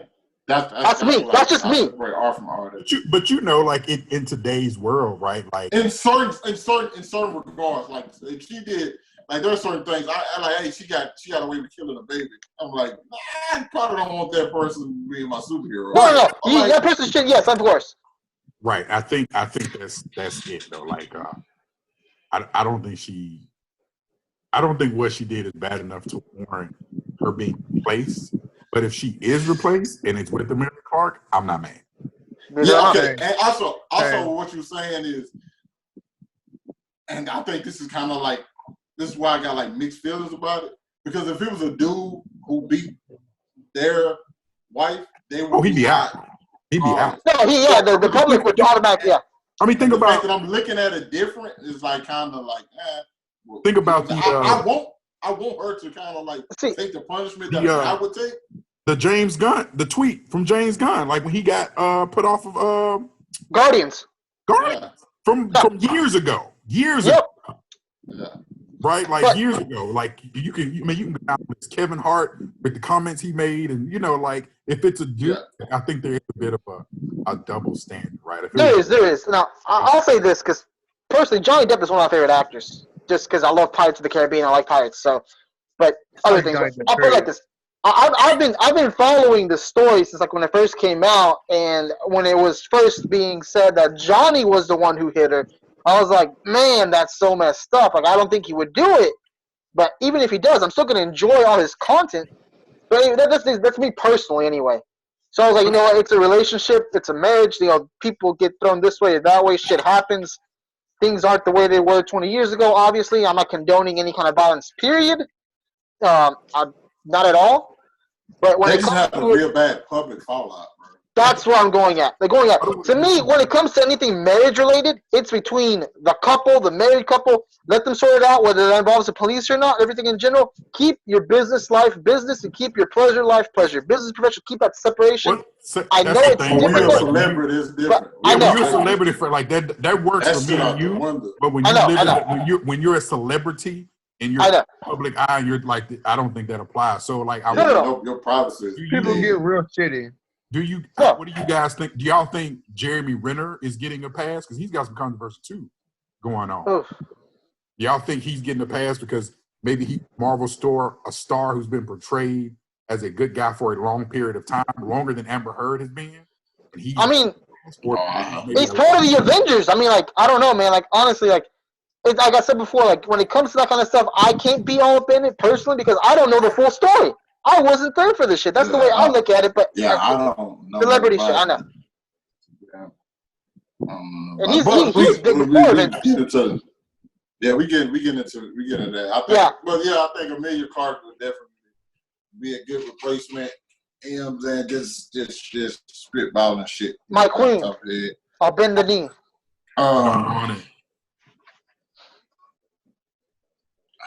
How far we in, cuz? I mean, hour 44. So, want to finish the episode up tomorrow, or? I was thinking because I think we skipping Demon Slayer today. Probably gonna skip Super Manga. That's cool. I gotta cover shit that just hit right now. We're gonna go straight into Avatar the Last Airbender. We visited Avatar the Last Airbender, and then we got some random questions. So, Avatar the Last Airbender, y'all fire out.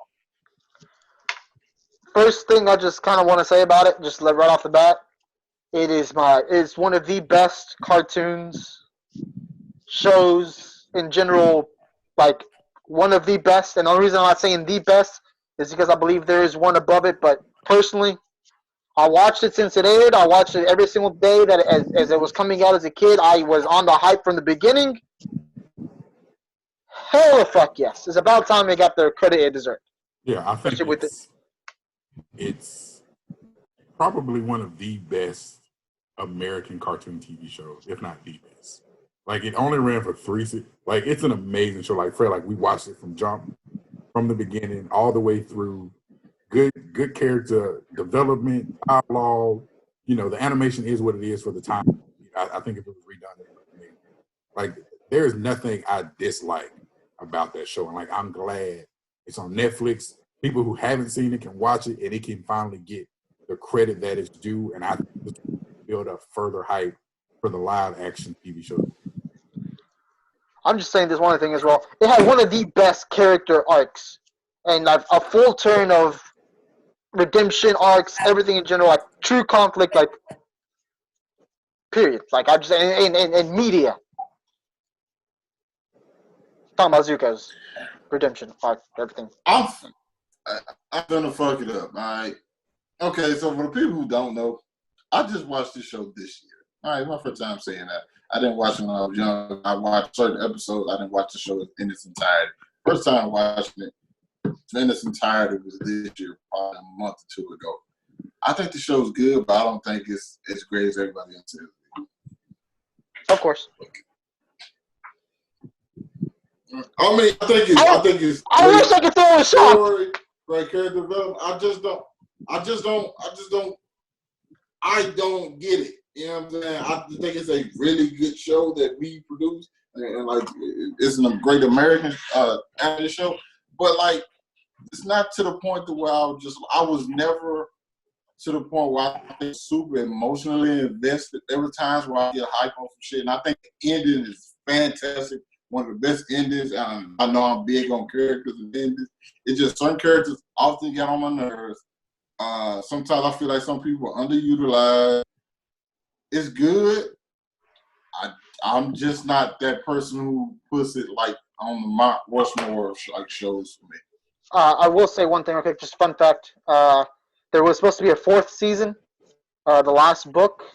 It got cut off because they were actually ended up making the movie adaptation of it, which was a colossal waste. But they did end up actually making the 4th season in comics and graphic novels. If you haven't read it, I honestly do say go do it because it answers all the unanswered questions that were left in Avatar the Last Airbender. It answers all the missing questions.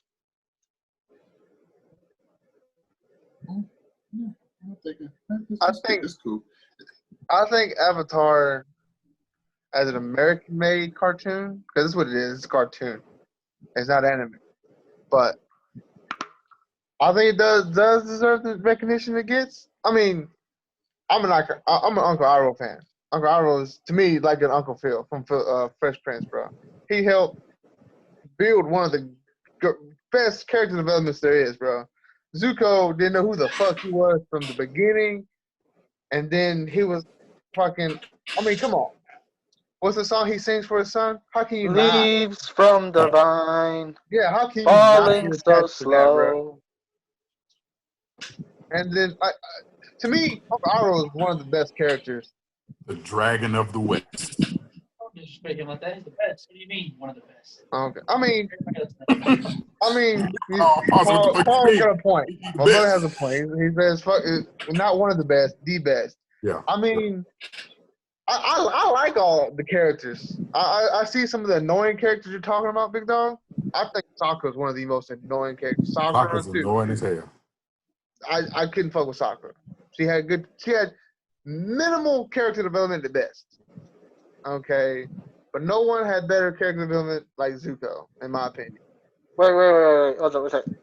Y'all said Sakura. Y'all mean to What's her name? Katara?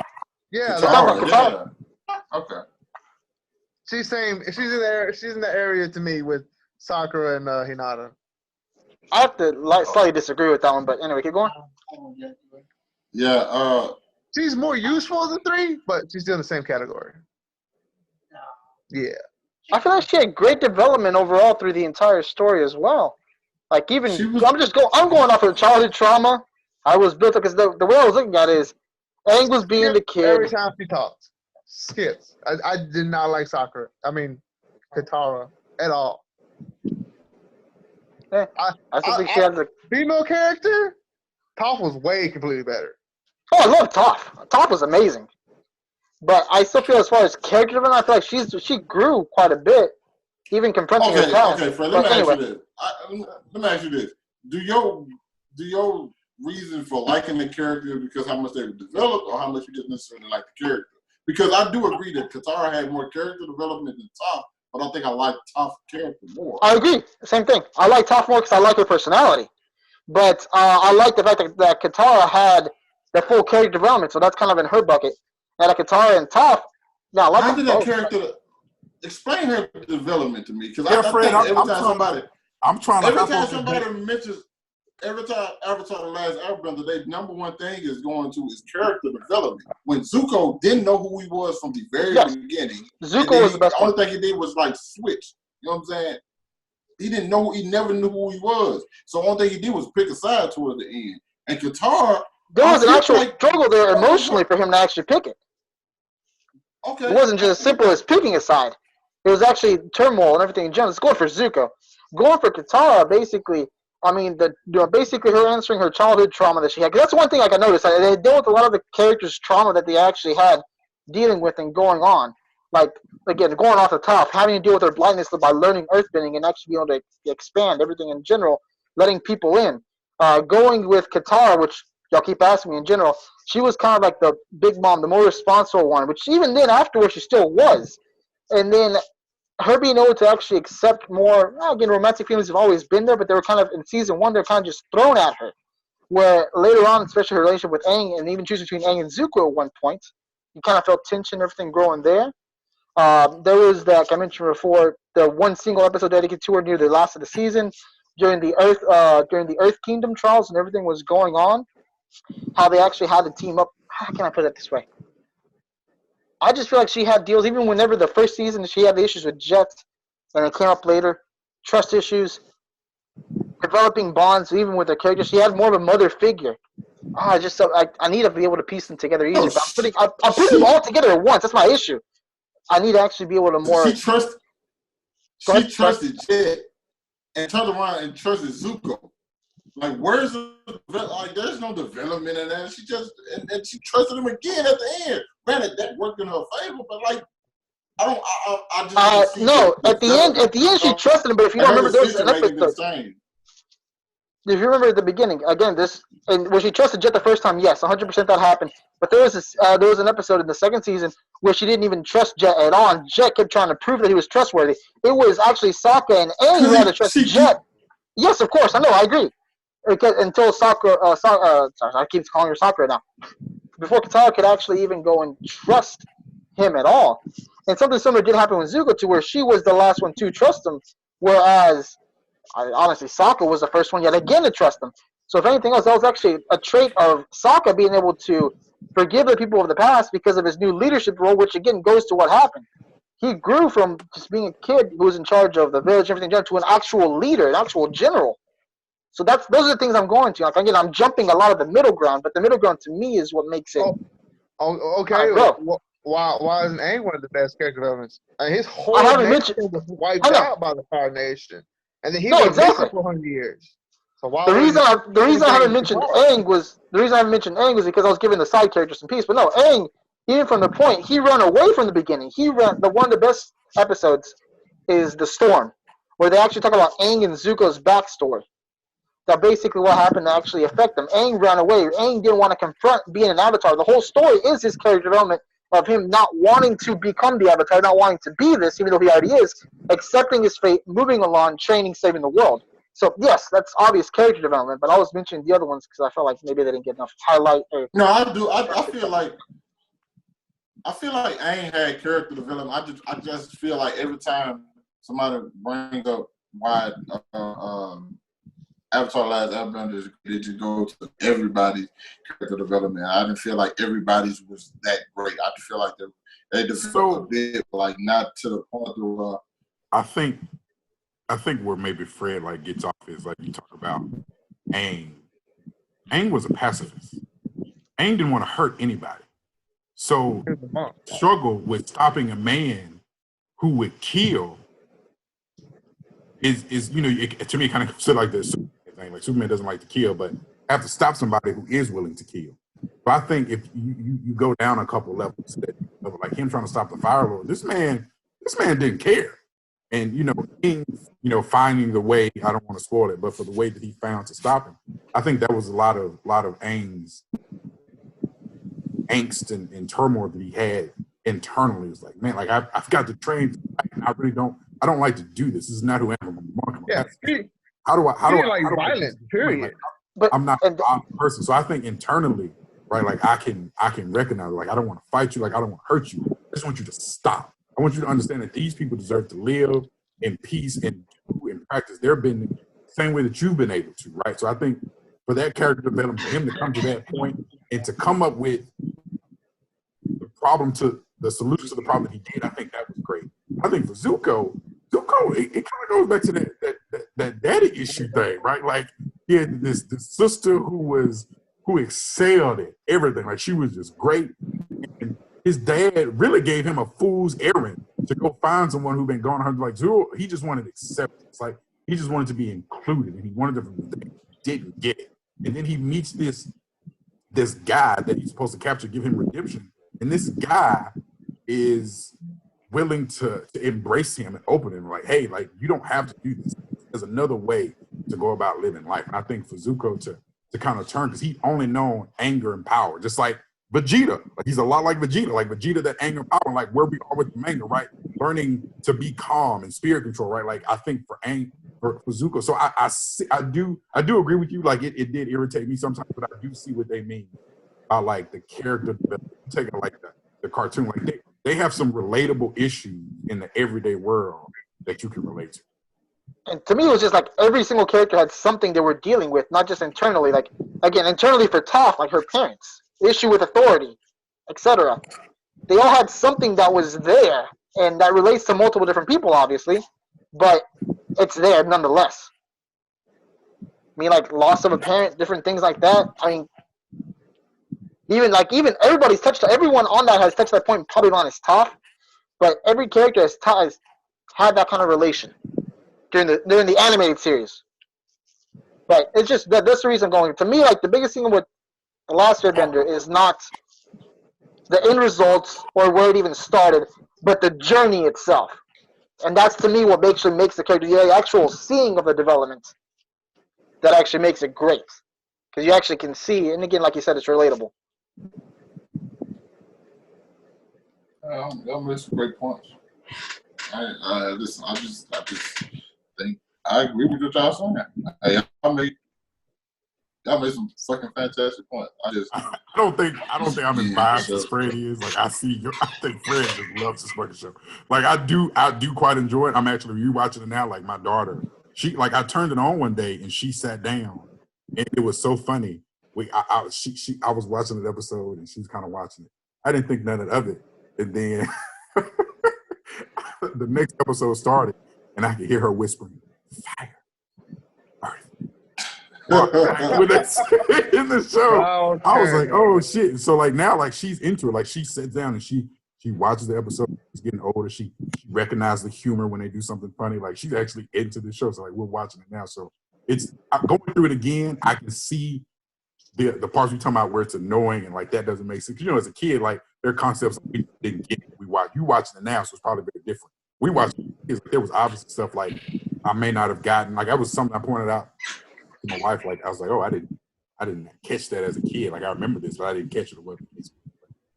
No, I get your point. Like there's some stuff in there that like even though it's 3 seasons short, it definitely has some filler episodes in there. Like I think it's too short of a show to be throwing into filler episodes. Like you got 3 seasons. Like why is there filler in here? Like I feel like it could have been done a little better. But no, I do see it.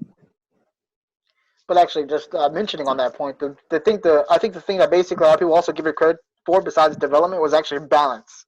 And not so much because of the Avatar, but because they were to balance mature themes with children entertainment. You know how children usually, as kids, you like to watching the villain of the week, or the Power Rangers. You saw the villain of the week. They were able to make a good balance between both while telling a story. And that's another thing it gets really good credit for, besides the character developments. Anyway, is that you're able to hit those tones. You're able to hit those different varieties at different levels that appeals to a wide variety of audience.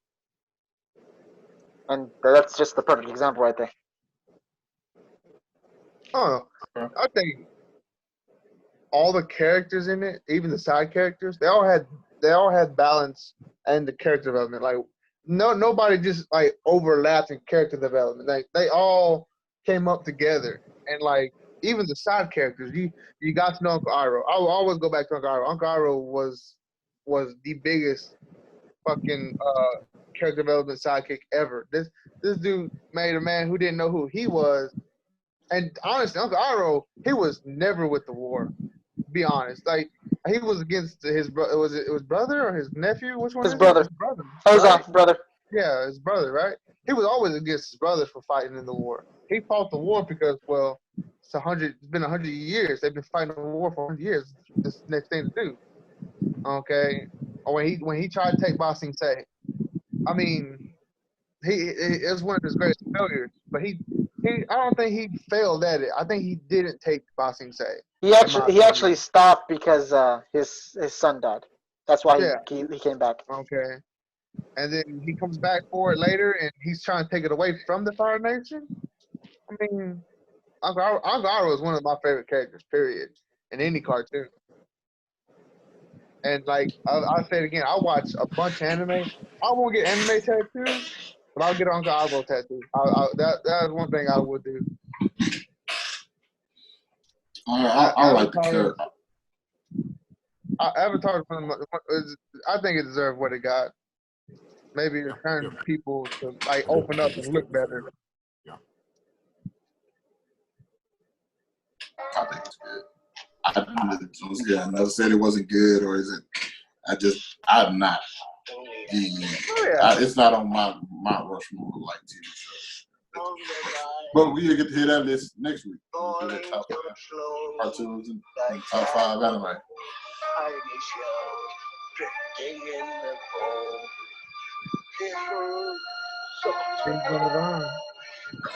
I just want y'all to know they will take this video down because of that song.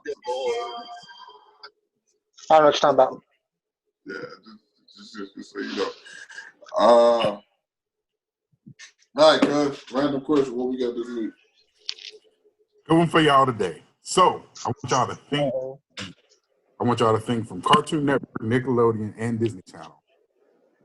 You can pick one of your favorite cartoons from the 90s and early 2000s when we were growing up. No anime, no DC, no Marvel, no Avatar. Avatar, you can't pick Avatar from Nickelodeon.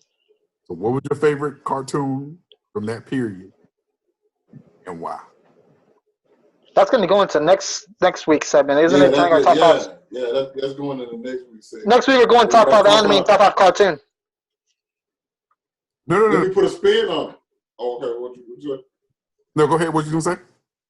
I was gonna say which one should get like a continuation or some shit. Yeah, go with that. Pick one cartoon to be continued today. Why? No anime, no DC, no Marvel, no. Oh, damn it! I got a twofer, but damn it. So I'm gonna pick mine. I don't think this is a surprise to Cuz. Gargoyles. I would love. Thank you. That was one of them. To see Gargoyles. That was one of them. Again, like I think that it's one of the greatest, most underrated shows that came out in the 90s. It doesn't get enough credit. It's on Disney Plus. So if you haven't seen it, like go watch it. Gargoyles is a great show. Like I think we liked it so much that we would, when the sun set, break out a stone. Like that's how much we. Dude, it didn't resolve all the story threads, so I completely agree. Actually, I just got done watching it. It left so many story threads out there. For me, Gargoyles. I think there's a rumor out there somewhere of Gargoyles being. I saw it. like live action adaptation. Actually, like I didn't know that, but like yeah. Sorry. Go ahead. No, I'm done. That's it. Like No. Actually, I saw that. Basically, they're trying to bring it back and trying to give it an adaptation. So I actually thought it was cool. They're thinking of actually bringing it back the way they brought back Young Justice. They actually were thinking about, and just an idea that was thrown out there to the creator and to the director of Gargoyles. But that was actually one of mine. Jordan Peele had wanted to do it. Jordan Peele. Jordan Peele. Yeah. They had talked to Disney about it. Fuck. Putting my trinket on this now. You know what? Go ahead, Fred. Well, mine's easy. Again, I had two. One of them was Gargoyle, so thanks for mentioning that. The second one is Spider-Man, the actual 90s Spider-Man. How did I know he was going to say Spider-Man? No Marvel.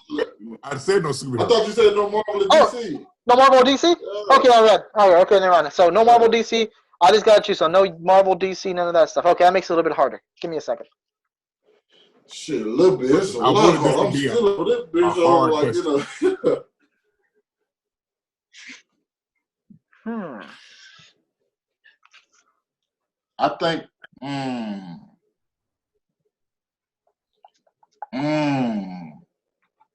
Cartoons from Disney, Cartoon Network, Nickelodeon, right? What's the third one? Nickelodeon. Yeah. I mean, I can say this. It had a successful ending. I liked the ending. I enjoyed it quite a bit. And it wrapped everything up. That's the only reason I don't want to mention it, because I feel like the story ended where it needed to end. But I wouldn't mind seeing a spin-off series or a future installment, and that would actually be of Danny Phantom. That just means something I personally enjoyed. But again, I like the way the story ended. Just give me a 10-year time skip, and let me see the future of it. Okay. Disney, Nickelodeon, or Cartoon Network. Oh, Cartoon Network. You watch kids. Oh, okay. Kid Next Door. Yeah. My brother said Kid Next Door. That's a good one. Kid Next Door. Go to if you're on the computer right now, type in galactic type in rainbowmonkey.com. Type in rainbowmonkey.com on the computer, and there should show a rainbow monkey on the website. Click the nose and type in the password galactic. It'll show you a snippet of something that we're trying to bring out called the Galactic Kids Next Door as a continuation. There was a rumor about 5 years ago or so of it coming out. Never got a chance to come out. It never got greenlit. But there were. But yes, good choice. Good choice. That was good. Man. Fuck it. I'm going to hate on. Oh, that's a good one.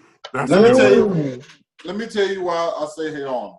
Is because here's the thing that always been the thing with me and Hey Arnold. And I had the discussion not too long ago. Well, Hey Arnold was a character who, where it didn't matter, were you white, black, short, skinny, tall, fat, poor, rich, he treated everybody the same. And Arnold lived in a boarding house with a bunch of different type of people. And it always showed you, no matter who they were, how Arnold treated every single last one of them. He treated everyone the same. And, like, he was just genuinely a good person. I think bringing something like that back to where he's older, and he's probably dealing with, like, some even tougher issues now that he's older and still have, like, the game. Like, can you imagine now, hey, Arnold? Well, Arnold is Gerald's friend, and Gerald get into some shit with, like, a racist cop or some shit like that. And how, hey, Arnold would approach that. Like, it'd be dope. It'd be dope. Nickelodeon, cut the check, man. If you listening, cut the check. Send a check. Correct me if I'm wrong, because this is a while back. They're bringing back Lizzie McGuire, are they not? As an actual adult. Yes. That same concept that you just said, but for Lizzie McGuire. So yes, Hey Arnold definitely should get it, because they hit a bunch of issues, and they just hit day-to-day issues and stuff like that. So yeah, no. Exactly. Like, bro, it had everybody from everywhere on this show. Like, I don't know if this counts, but I want to mention this as like honorable mention. I don't know if I want a continuation of it, and I think this goes into like maybe a conversation we had last week. I would like to see Powerpuff Girls maybe in like a live action form. like a TV series. I think it would be like really good. Like I really enjoyed that show as a kid. Either that or like Samurai Jack. Like those two I think Samurai Samurai Jack came back.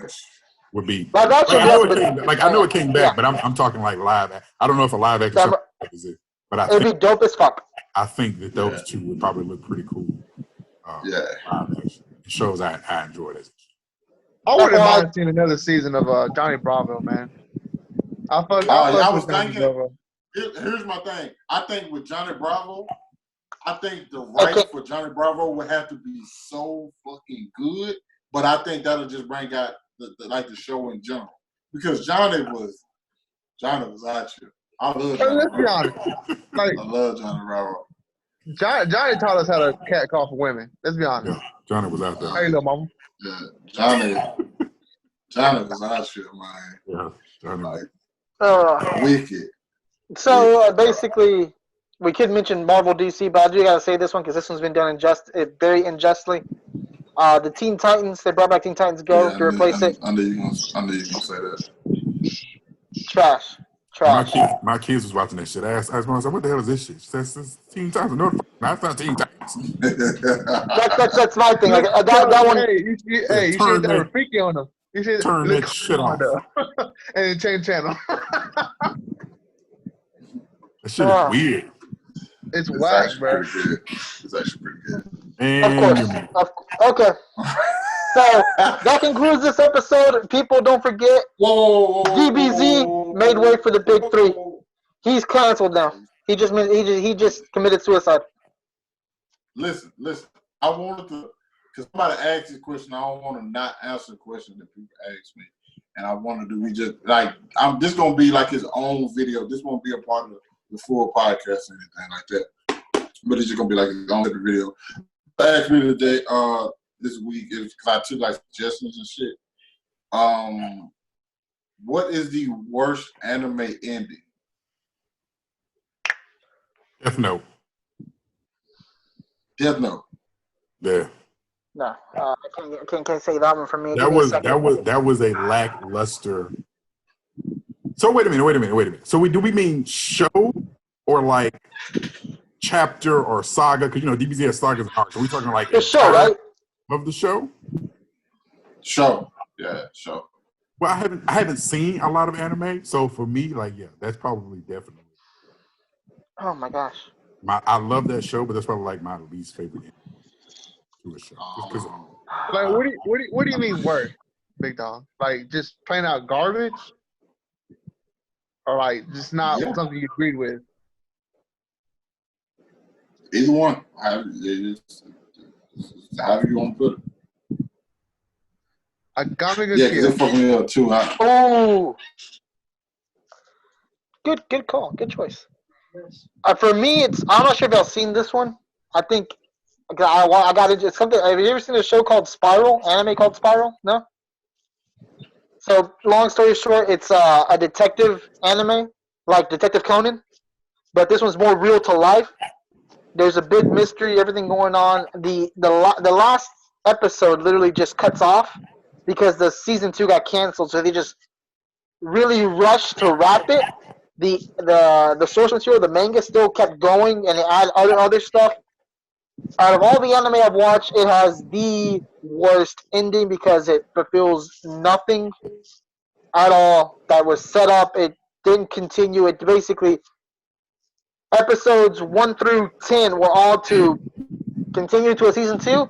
Episode 11 and 12 were, I guess we're not going to have a season 2. Let's wrap it up right quick. Worst ending ever. Spiral.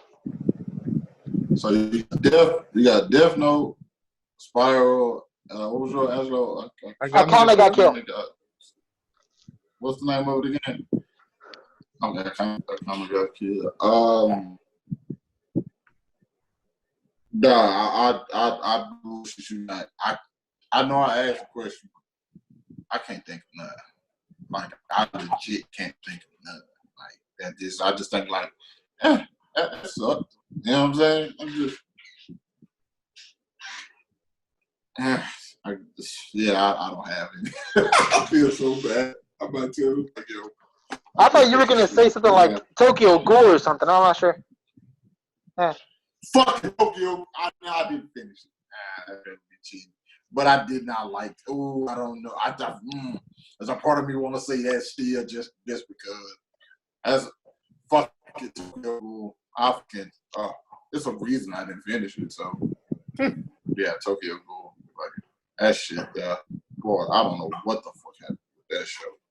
That shit went like off of the bridge. All right, guys. Yeah. That's fair. Yep. DBZ may wait for the big three, no matter what.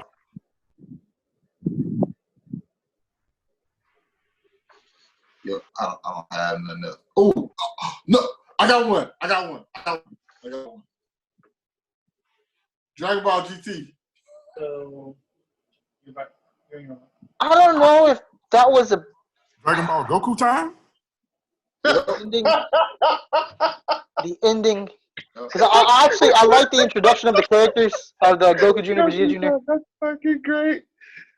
As a Hey, hold on, wait. What did he say? About that. It was Goku Jr. and Vegeta Jr. at the tournament. I forgot. I just said Dragon Ball GT because it popped up on my phone. But that was actually a good ending. But I think GT as a whole, as a fan of Goku, like a big, like I'm a biased fan of Goku. Like so much, I hate the new manga. What Vegeta is doing right now, but we're not gonna get into that. I hated Dragon Ball GT.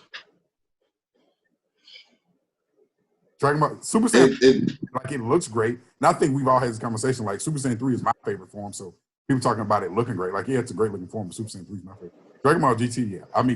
I mean, you want to say it's the worst ending because the show was so shit, but the ending was actually pretty good. Yeah, it kind of was. Yeah, the ending was pretty good. I can tell you, as far as anime so far, like a continuation, and we can make it the worst continuation animes. Like Boruto would be one of them, easily #1. But anyway, there's a lot of continuation Season 2 anime of though. Tokyo Ghoul. Yeah. Yep. Tokyo Ghoul should have just fuck. That was bad. The sad part is I enjoyed quite a bit of Tokyo Ghoul, but I did not like everything afterwards. Like after a certain point, like it just. I did watch it all. I did watch it all. I didn't do that. I stuck through. Fuck. You got. All right, Nerd Squad. Is that a wrap? That's a wrap. Yeah, that's a DBC may wrap. wait for the big three, no matter what. All right. Later, guys. Goku's the GOAT.